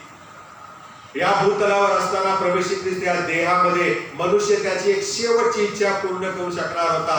त्याला शेवटची एक इच्छा पूर्ण करून त्या येशूची सेवा करण्याचा अधिकार दिलेला होता. पण मनुष्याने तो देखील नाकारला. येशूची सेवा करण्यासाठी कोणी तयार झालं नाही. उलट त्याला पाणी देण्याऐवजी आंब मिश्रित पेय त्याच्या ओठांना चिटकवलेलं आहे. जो येशू ख्रिस्त त्या शमरोनी स्त्रीला म्हणाला, मी जे पाणी देईन तो जे कोणी पिईल त्याला पुन्हा तहान लागणार नाही. हा जीवनी पाण्याचा झराच सुकलेला आहे. या जीवनी पाण्याच्या झऱ्यालाच तहान लागलेली आहे. पण कोणी मानव काय त्याला पाणी द्यायला तयार नव्हता. तो आम्हासाठी आमच्यासारखा झाला. आता आपण त्या येशू सारखे होण्याची वेळ आहे. मत्तयाचा शुभवर्तमान 5 अध्याय 6 वचनामध्ये असं लिहिलेलं आहे, जे धार्मिकतेचे भुकेले आणि तहानले ते धन्य, कारण ते तृप्त होते. असा हा जीवनाचा झरा त्याला तहान लागलेले आहे. आणि कोणी मनुष्य पुढे आला नाही. तहानेने व्याकुळ होऊन प्रभू येशू ख्रिस्त मला तहान लागली आहे. येशू ख्रिस्त लोकांना सेवेची एक आणखी संधी देऊ पाहत होता. परंतु लोकांनी काय त्या संधीचा उपयोग करून घेतला नाही. स्तोत्र 69 आणि 21 मध्ये लिहिलेला आहे, त्यांनी मला तहान भागवण्यास आंब दिले. शेकडो वर्षापूर्वी ही जी होणारी घटना होती ते स्तोत्रकर्ता दावीदाने लिहून ठेवलेले आहे. आमचं संपूर्ण भविष्य देवाला ठाऊक आहे. त्याने लिहून ठेवलेलं आहे. आणि म्हणून जुना करार दर्शवतो की जो छळ सर करणारा मसीह आहे त्याच्याविषयी भविष्यवाणी स्तोत्रकर्त्याने लिहिलेलं आहे. येशूचा छळ झाला तेव्हा ही भविष्यवाणी पूर्ण झाली. येशूचं मरण प्रियानो अपघाती नव्हतं, अचानक नव्हतं, पण पूर्व नियोजित होतं. देवाने ते नेमून ठेवलेलं होतं. त्यासाठी यहुदा इस्करियोतला कामाला लावलं देवाने. भले त्याच्याद्वारे येशूची धरपकड करून देण्यात आली, पण येशू देवबाप असं म्हणाला की येशूचं वधस्तंभावर जाणं हे तर नियोजित होतं, परंतु ज्याच्यामुळे हे झालं तो मनुष्य त्याला धिक्कार असो. आम्ही प्रभूला धरून देणारे आहोत का, की प्रभूला मिठी मारून त्याच्या सानिध्यात राहणारे आहोत, हा विचार करायचा आहे. आमचं मन, आमचं हृदय हे भक्त आहे का प्रभू समोर? पश्चातापी हृदयाने आम्ही प्रभूकडे येतो का? कारण पश्चातापी हृदयाची पारख परमेश्वर करतो. आमचं अंतःकरण पाहणारा तो प्रभू आहे. आणि म्हणून जसा तो हरवलेल्या मेंढरांना शोधावयास आला, ती कामगिरी त्याने आम्हाला दिलेली आहे. आम्ही जे स्वतःला ख्रिस्ती बनवतो त्या आम्ही हरवलेल्यांना शोधत आहोत का? ख्रिस्ताकडे लोकांना आणत आहोत का? ख्रिस्ताची ओळख आम्ही लोकांना करून देत आहोत का? पण त्याबद्दल आम्ही येशूवर विश्वास ठेवला आहे, आम्ही त्याच्या वचनाप्रमाणे जगत आहोत का, याचा आपण विचार करावा. कारण हरवलेल्यांना शोधायची तहान येशूला लागली होती, ती तुम्हाला आणि मला लागली आहे का? आम्ही सुवार्तेचा प्रसार करतो का? केरळमध्ये आपले देशाचे पंतप्रधान मोदी साहेब गेले आणि त्यांनी बायबल मधील एक वचन लोकांना सांगितलं. कुठलं सांगितलं? यहुदा इस्करियोतने येशू ख्रिस्ताला 30 चांदीच्या शिक्क्यांसाठी धरून दिलं. हो प्रियानो, पैशासाठी मनुष्याला विकण्याचं काम या येशूच्या शिष्यांनी केलेलं आहे. टाळण्याला धरून दिलेलं आहे. आणि आम्ही म्हणूनच मगाशी मी म्हणालो, प्रभूला धरून देणारे आहोत का, की प्रभूसाठी आपला जीव देणारे आम्ही लोक आहोत? याचा सारासार आम्ही विचार करावा. आणि मग ज्या वेळेला त्याने ओळखलं की लोक काही मला तहान लागली म्हणून पाणी देणार नाही, उलट आंब मिश्रित पेय मला दिलेलं आहे की जेणेकरून माझी शुद्ध हरपून जावी, मी बेशुद्ध पडावा आणि पुढची वाक्य अधुरी राहावी, म्हणून येशू ख्रिस्ताने ते आंब मिश्रित पेय देखील चाकलं नाही. आणि मग पूर्ण झाले असे त्याने मोठ्याने आरोळी ठोकलेले आहे. सगळं काम आता पूर्ण झालेलं आहे. ज्याच्यासाठी 33.5 वर्षापूर्वी मला देवाने त्या बेथलेहेम गावामध्ये पाठवलं, त्या मरियेच्या उदरी पाठवलं, ज्याने मला 30 वर्ष सांभाळलं आणि 3.5 वर्ष सेवेमध्ये मला देवराज्याची घोषणा करायची जी कामगिरी दिली होती, लोकांच्या पापांची क्षमा मिळावी म्हणून वधस्तंभावरचं क्रूर मरण सहन करण्यासाठी, मृत्युमुखी पडण्यासाठी पाठवलं होतं, ही सगळी कामे आता पूर्ण झालेली आहेत. हे जेव्हा येशूने पाहिलं तेव्हा तो म्हणाला पूर्ण झाले आहे. कुठला मनुष्य मरताना असं म्हणू शकेल पूर्ण झालंय, मला जे करायचं सगळं मी केलंय? त्याला धातूक असते मरताना पण, मी गेल्यावर यांचं काय होईल, काय होत नसतं. जेथे आपण जगायला शिकत असतं, पण जाणाऱ्याची फुकटच चिंता असते, नाही का? प्रभू श्री ख्रिस्ताला काही चिंता नव्हती. त्याने तारणाची योजना पूर्ण केलेली होती. ज्या उद्देशासाठी देवाने त्याला पाठवलं होतं तो उद्देश प्रियानो पूर्ण झालेला होता. आणि म्हणून प्रभू असं मोठ्याने म्हणाला पूर्ण झाले आहे. क्षमा देण्याचं काम पूर्ण झालेलं आहे.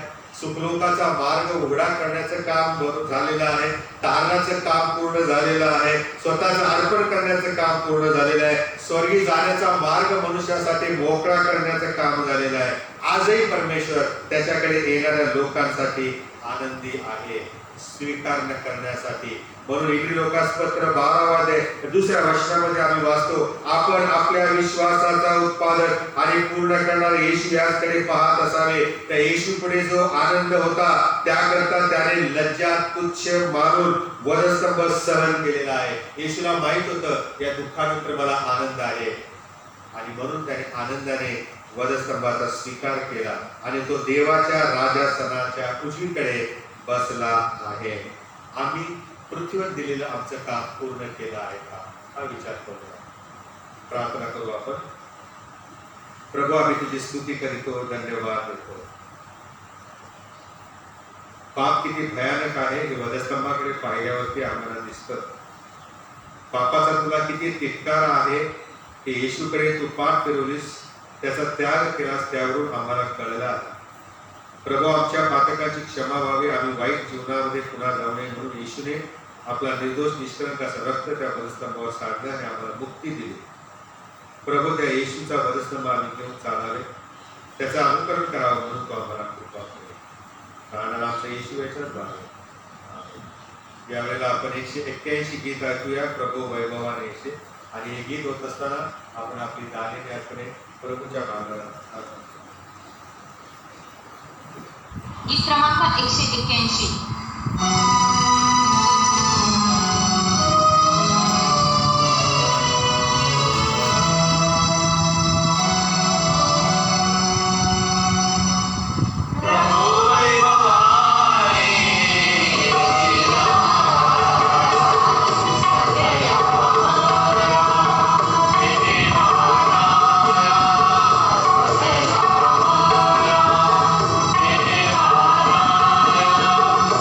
Oh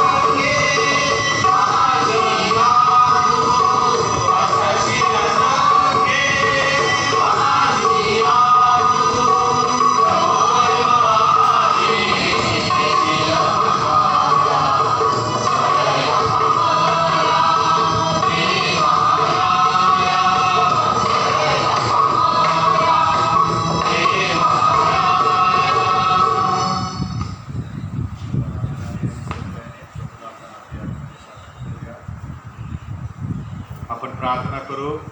हे जगाच्या निर्माणकर्त्या पवित्र तू तुझी निरंतर आराधना करीतात. सर्व काही तुझ्यापासून प्राप्त होते. तुझ्या हातातून प्राप्त झाल्या आम्ही तुला घेत आहोत. ही धर्म आणि अर्पणे जी तुझ्या पवित्र वेदा आम्ही स्वस्य सादर करीत आहोत, त्यात आम्ही आपणाला अर्पण तुझ्या सेवेकरता तुझं प्रताप ईश्वराला सादर करतो. त्यांचा तू स्वीकार कर असे आम्ही तुला नम्रपणे विनवतो. येशू ख्रिस्त आमचा प्रभू याच्याद्वारे. आमेन. मंडळीने बसावे. येणाऱ्या रविवारी हा पुनरुत्थानाचा रविवार आहे. सकाळी 9 वाजता भक्ती होईल. जर जास्त लोक आले तर 11 वाजता दुसरी भक्ती घेण्यात येईल. प्रभूच्या वचनाकडे आपण यावेळेस लक्ष देणार आहोत. आणि असं म्हटलेलं आहे की पूर्ण झाले आहे. पृथ्वीवरती येशू ख्रिस्ताचं सर्व कार्य जे करायचं होतं ते पूर्ण झालेलं आहे असं पाहिल्यावर प्रभू येशू ख्रिस्ताने आता जगाचा निरोप घेण्याचं ठरवलेलं आहे. हे बापा तुझ्या हाती मी आपला आत्मा सोपवितो अशा प्रकारे तो बोलला आणि आपला प्राण त्याने सोडलेला आहे. प्रभू येशूचं मरण देखील अद्भुत आहे. जसं त्याचा जन्म अद्भुत आहे तशा प्रकारे त्याचं मरण देखील अद्भुत आहे. ज्याने स्वतःला छळ करणाऱ्यांच्या हाती स्वाधीन केलं तो आता स्वतःचा आत्मा त्यांच्या हाती स्वाधीन करत नाही तर पित्याच्या हाती स्वाधीन करत आहे. कारण या छळ करणाऱ्यांच्या पेक्षा पित्याकडे सुरक्षितता आहे, पित्याकडे विश्रांती आहे, पित्याकडे आधार आहे, त्याच्या हाती प्रेम आहे. आणि म्हणूनच प्रभू येशू ख्रिस्ताने स्वतःचा आत्मा देवाकडे सोपवलेला आहे. प्रभूमध्ये जे विश्वासाने निजदान पावतात, विसावा पावतात, त्यांची आत्मे असे प्रभूकडे जातात. ही शिकवण आम्हाला आहे. म्हणून जे आमच्यामध्ये प्रभूमध्ये विसावा पावतात त्याच्यासाठी आम्ही रडू नये असं पावलाने लिहिलेलं आहे. तुम्ही आजाद असावे अशी आमची इच्छा नाही. कारण प्रभूमध्ये जे विश्राम पावलेले आहेत ते त्यांना पुन्हा प्रभू घेऊन येणार आहे. म्हणजे ते प्रभूकडेच आहेत ना, म्हणून ते प्रभू बरोबर येणार आहे. येशू ख्रिस्ताने आपल्या वचनामध्ये ही शिकवण आम्हाला देव केलेली आहे. आणि हे एक अनुभव आहे, हे एक जिवंत उदाहरण स्वतःचे त्याने आमच्या समोर ठेवलेलं आहे की मी जेव्हा मरणार आता त्यावेळेला माझा आत्मा मी देवाकडे सोपवितो. कारण मी देवापासून आलेलो आहे. संपूर्ण जीवनभर त्याने देवाने सांगितलेल्या गोष्टी केलेल्या होत्या, त्याच्या आज्ञेमध्ये येशू ख्रिस्त राहिलेला होता. आणि आता मृत्यूमध्ये देखील तो देवाच्या आज्ञा पालन करत आहे, देवाच्या आज्ञेमध्ये आहे. स्वतःला तो देवाच्या हाती सोपवितो आणि या जगाचा निरोप घेत आहे. ज्या पित्याला त्याने म्हटलं की माझ्या देवा तू माझा का त्याग केलास, त्याच पित्याच्या हाती, त्याच देवाच्या हाती तो स्वतःचा आत्मा सोपवित आहे. म्हणून मी मगाशी म्हणालो की जी ताटातूट झाली होती पित्याची आणि मुलाची, अंधारामध्ये 3 तासच होती ती काही कायमची ताटातूट नव्हते. पापामुळे आदाम आणि हव्या आणि सर्व मानवजात आणि देवा यांच्यामध्ये जी ताटातूट झालेली आहे ती काही सर्व काळची होऊ नये म्हणून देवाने येशूला पाठवण्याची योजना आखली आणि येशूने येऊन देवबाप आणि मनुष्य यांच्यामध्ये समेट केलेला आहे. प्रभू मरते समय नव्हे तर दररोज देवाच्या सानिध्यात होता.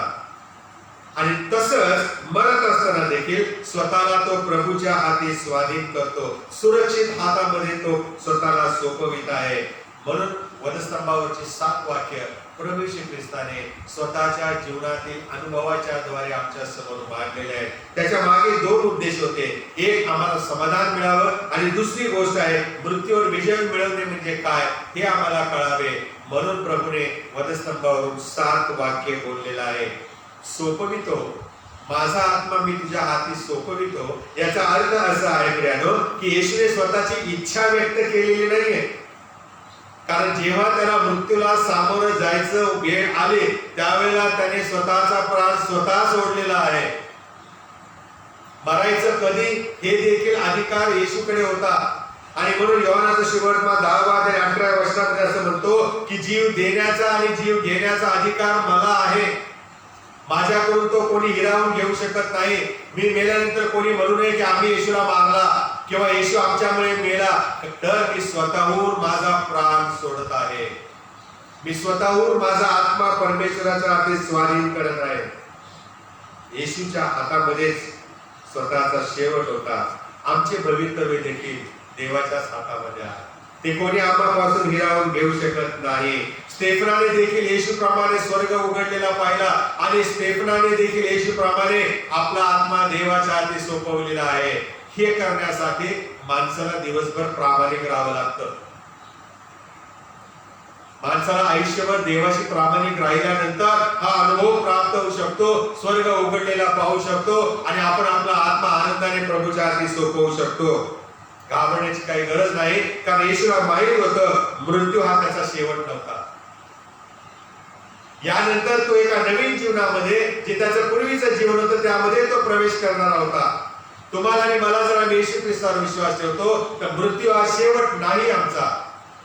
नवीन जीवनात प्रवेश करण्याची ती एक पहिली पायरी आहे. आणि म्हणून असं म्हटलेलं आहे की जितक्यांनी त्याचा स्वीकार केला तितक्यांना त्याने देवाची मुले होण्याचा अधिकार दिला. जे येशूला स्वीकार करतात, येशूवर विश्वास ठेवतात, ते मेले असले तरी जगतील. त्याचा अर्थच हा आहे. मरण ही एक पायरी आहे जी आम्हाला ओलांडायची आहे आणि ती ओलांडल्यावर आपण सार्वकालिक जीवनात प्रवेश करणार, देवाबरोबर राहणार, कायमचे राहणार आहे. म्हणून योहानाने मुद्दाम लिहून ठेवलेला आहे, देवाने आमच्यावर एवढं प्रेम केलं की त्याने स्वतःचा पुत्र पाठवला. जो कोणी त्याच्यावर विश्वास ठेवतो त्याचा नाश होऊ नये तर त्याला सार्वकालिक जीवन प्राप्त व्हावं.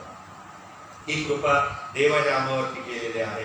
आणि म्हणूनच येशूने जगायचं कसं, याच्याबरोबर मरण कसं पत्करायचं हे देखील दिलेलं आहे. देवाने स्वतःचा आत्मा त्याच्या हाती सोपवलेला आहे आणि या प्रकारे देवाने येशू ख्रिस्ताने आपलं पृथ्वीवरचं काम पूर्ण केलेलं आहे. जेव्हा येशूला आम्ही ओळखतो तेव्हा मृत्यू हा आमचा शेवट नाही तर सुरुवात असते.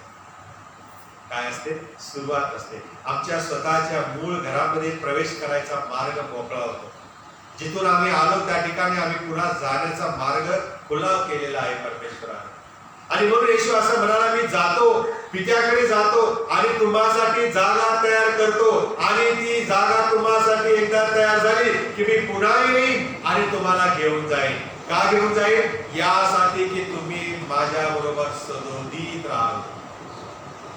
प्रभू आमच्या सानिध्यासाठी भुकेला आणि तहानेला आहे. तुम्ही आणि मी स्वर्गामध्ये येण्याची तो वाट पाहतो. तो आमची तयारी करत आहे त्या ठिकाणी. आम्ही तयार आहोत का? तिकडे जाण्यासाठी आम्ही स्वतःची तयारी करत आहोत का? ही 7 वाक्य फार मोलाची आहेत. कारण योहान सुवर्तमान 6 अध्याय आणि 63व्या वचनामध्ये असं लिहिलेलं आहे, मी जी वचने ही तुम्हाला सांगितली आहेत ते आत्मा आणि जीवन आहे. वधस्तंभावरची 7 वाक्य, वधस्तंभावरची 7 शब्द हे जिवंत देवाचे वचन आहे.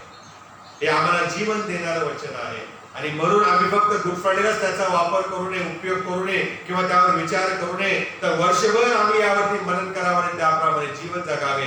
म्हणजे निश्चितच प्रभूचं वचन आमच्या जीवनात पूर्ण होईल. मनुष्य केवळ भाकरीने नव्हे तर देवाच्या मुखातून निघणाऱ्या प्रत्येक शब्दाने जगेल. आपण प्रार्थना करूया. प्रभुदेव बापा, आम्ही तुझी स्तुती करीतो. येशू ख्रिस्त या देणगीबद्दल तुझ्या नावाला मान, महिमा आणि धन्यवाद देतो. जे 7 वाक्य प्रभू श्री ख्रिस्त मरते समय वधस्तंभावरून बोलला, त्याद्वारे परमेश्वर पित्या आमची तारण झालेला आहे. आमचे आध्यात्मिक जीवन प्रगत व्हावं ही त्याची इच्छा होती. आणि म्हणून प्रभू या उत्तम शुक्रवारच्या दिवशी ज्याने आपला प्राण त्या वधस्तंभावर दिला, त्या येशूचे आठवण करून त्याच्या शब्दांचे उजाळणी करून प्रभू आम्ही प्रार्थना करतो, आम्हाला तू संजीवित कर. तुला आवडेल असं जीवन जगण्यासाठी आम्हाला तू मार्गदर्शन. कारण आमचा प्रभू श्री ख्रिस्त याच्याद्वारे यावेळेला आपण उभे राहू आणि 176 नंबरचं गीत ऐकू, अर्पिलेला पोखरा. त्यानंतर आपण प्रभूची प्रार्थना करावं. गीत क्रमांक 176. Amen.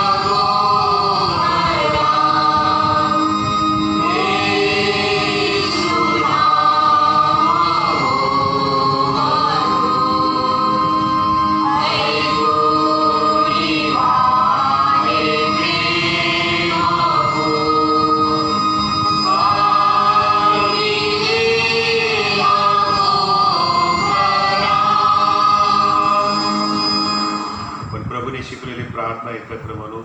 हे आमच्या स्वर्गातील बापा, तुझे नाम पवित्र मानले जाओ, तुझे राज्य येवो, जसे स्वर्गात तसे पृथ्वीवर. तुझ्या इच्छेप्रमाणे करू. आमची रोजची भाकर आज दे, आणि जसे आम्ही आपल्या अपराधांची क्षमा करतो तसेच तू आमच्या अपराधांची क्षमा कर. आणि आम्हास रक्षण नको, तर आम्हास वाईटापासून सोडू, कारण की राज्य, सामर्थ्य आणि गौरव ही सर्व काळ तुझीच आहे. आमेन. आपण आशीर्वाद घेऊ. सर्व बुद्धी सामर्थ्याच्या पलीकडे असलेली देवाने दिलेली शांती तुमची अंतःकरणे म्हणे.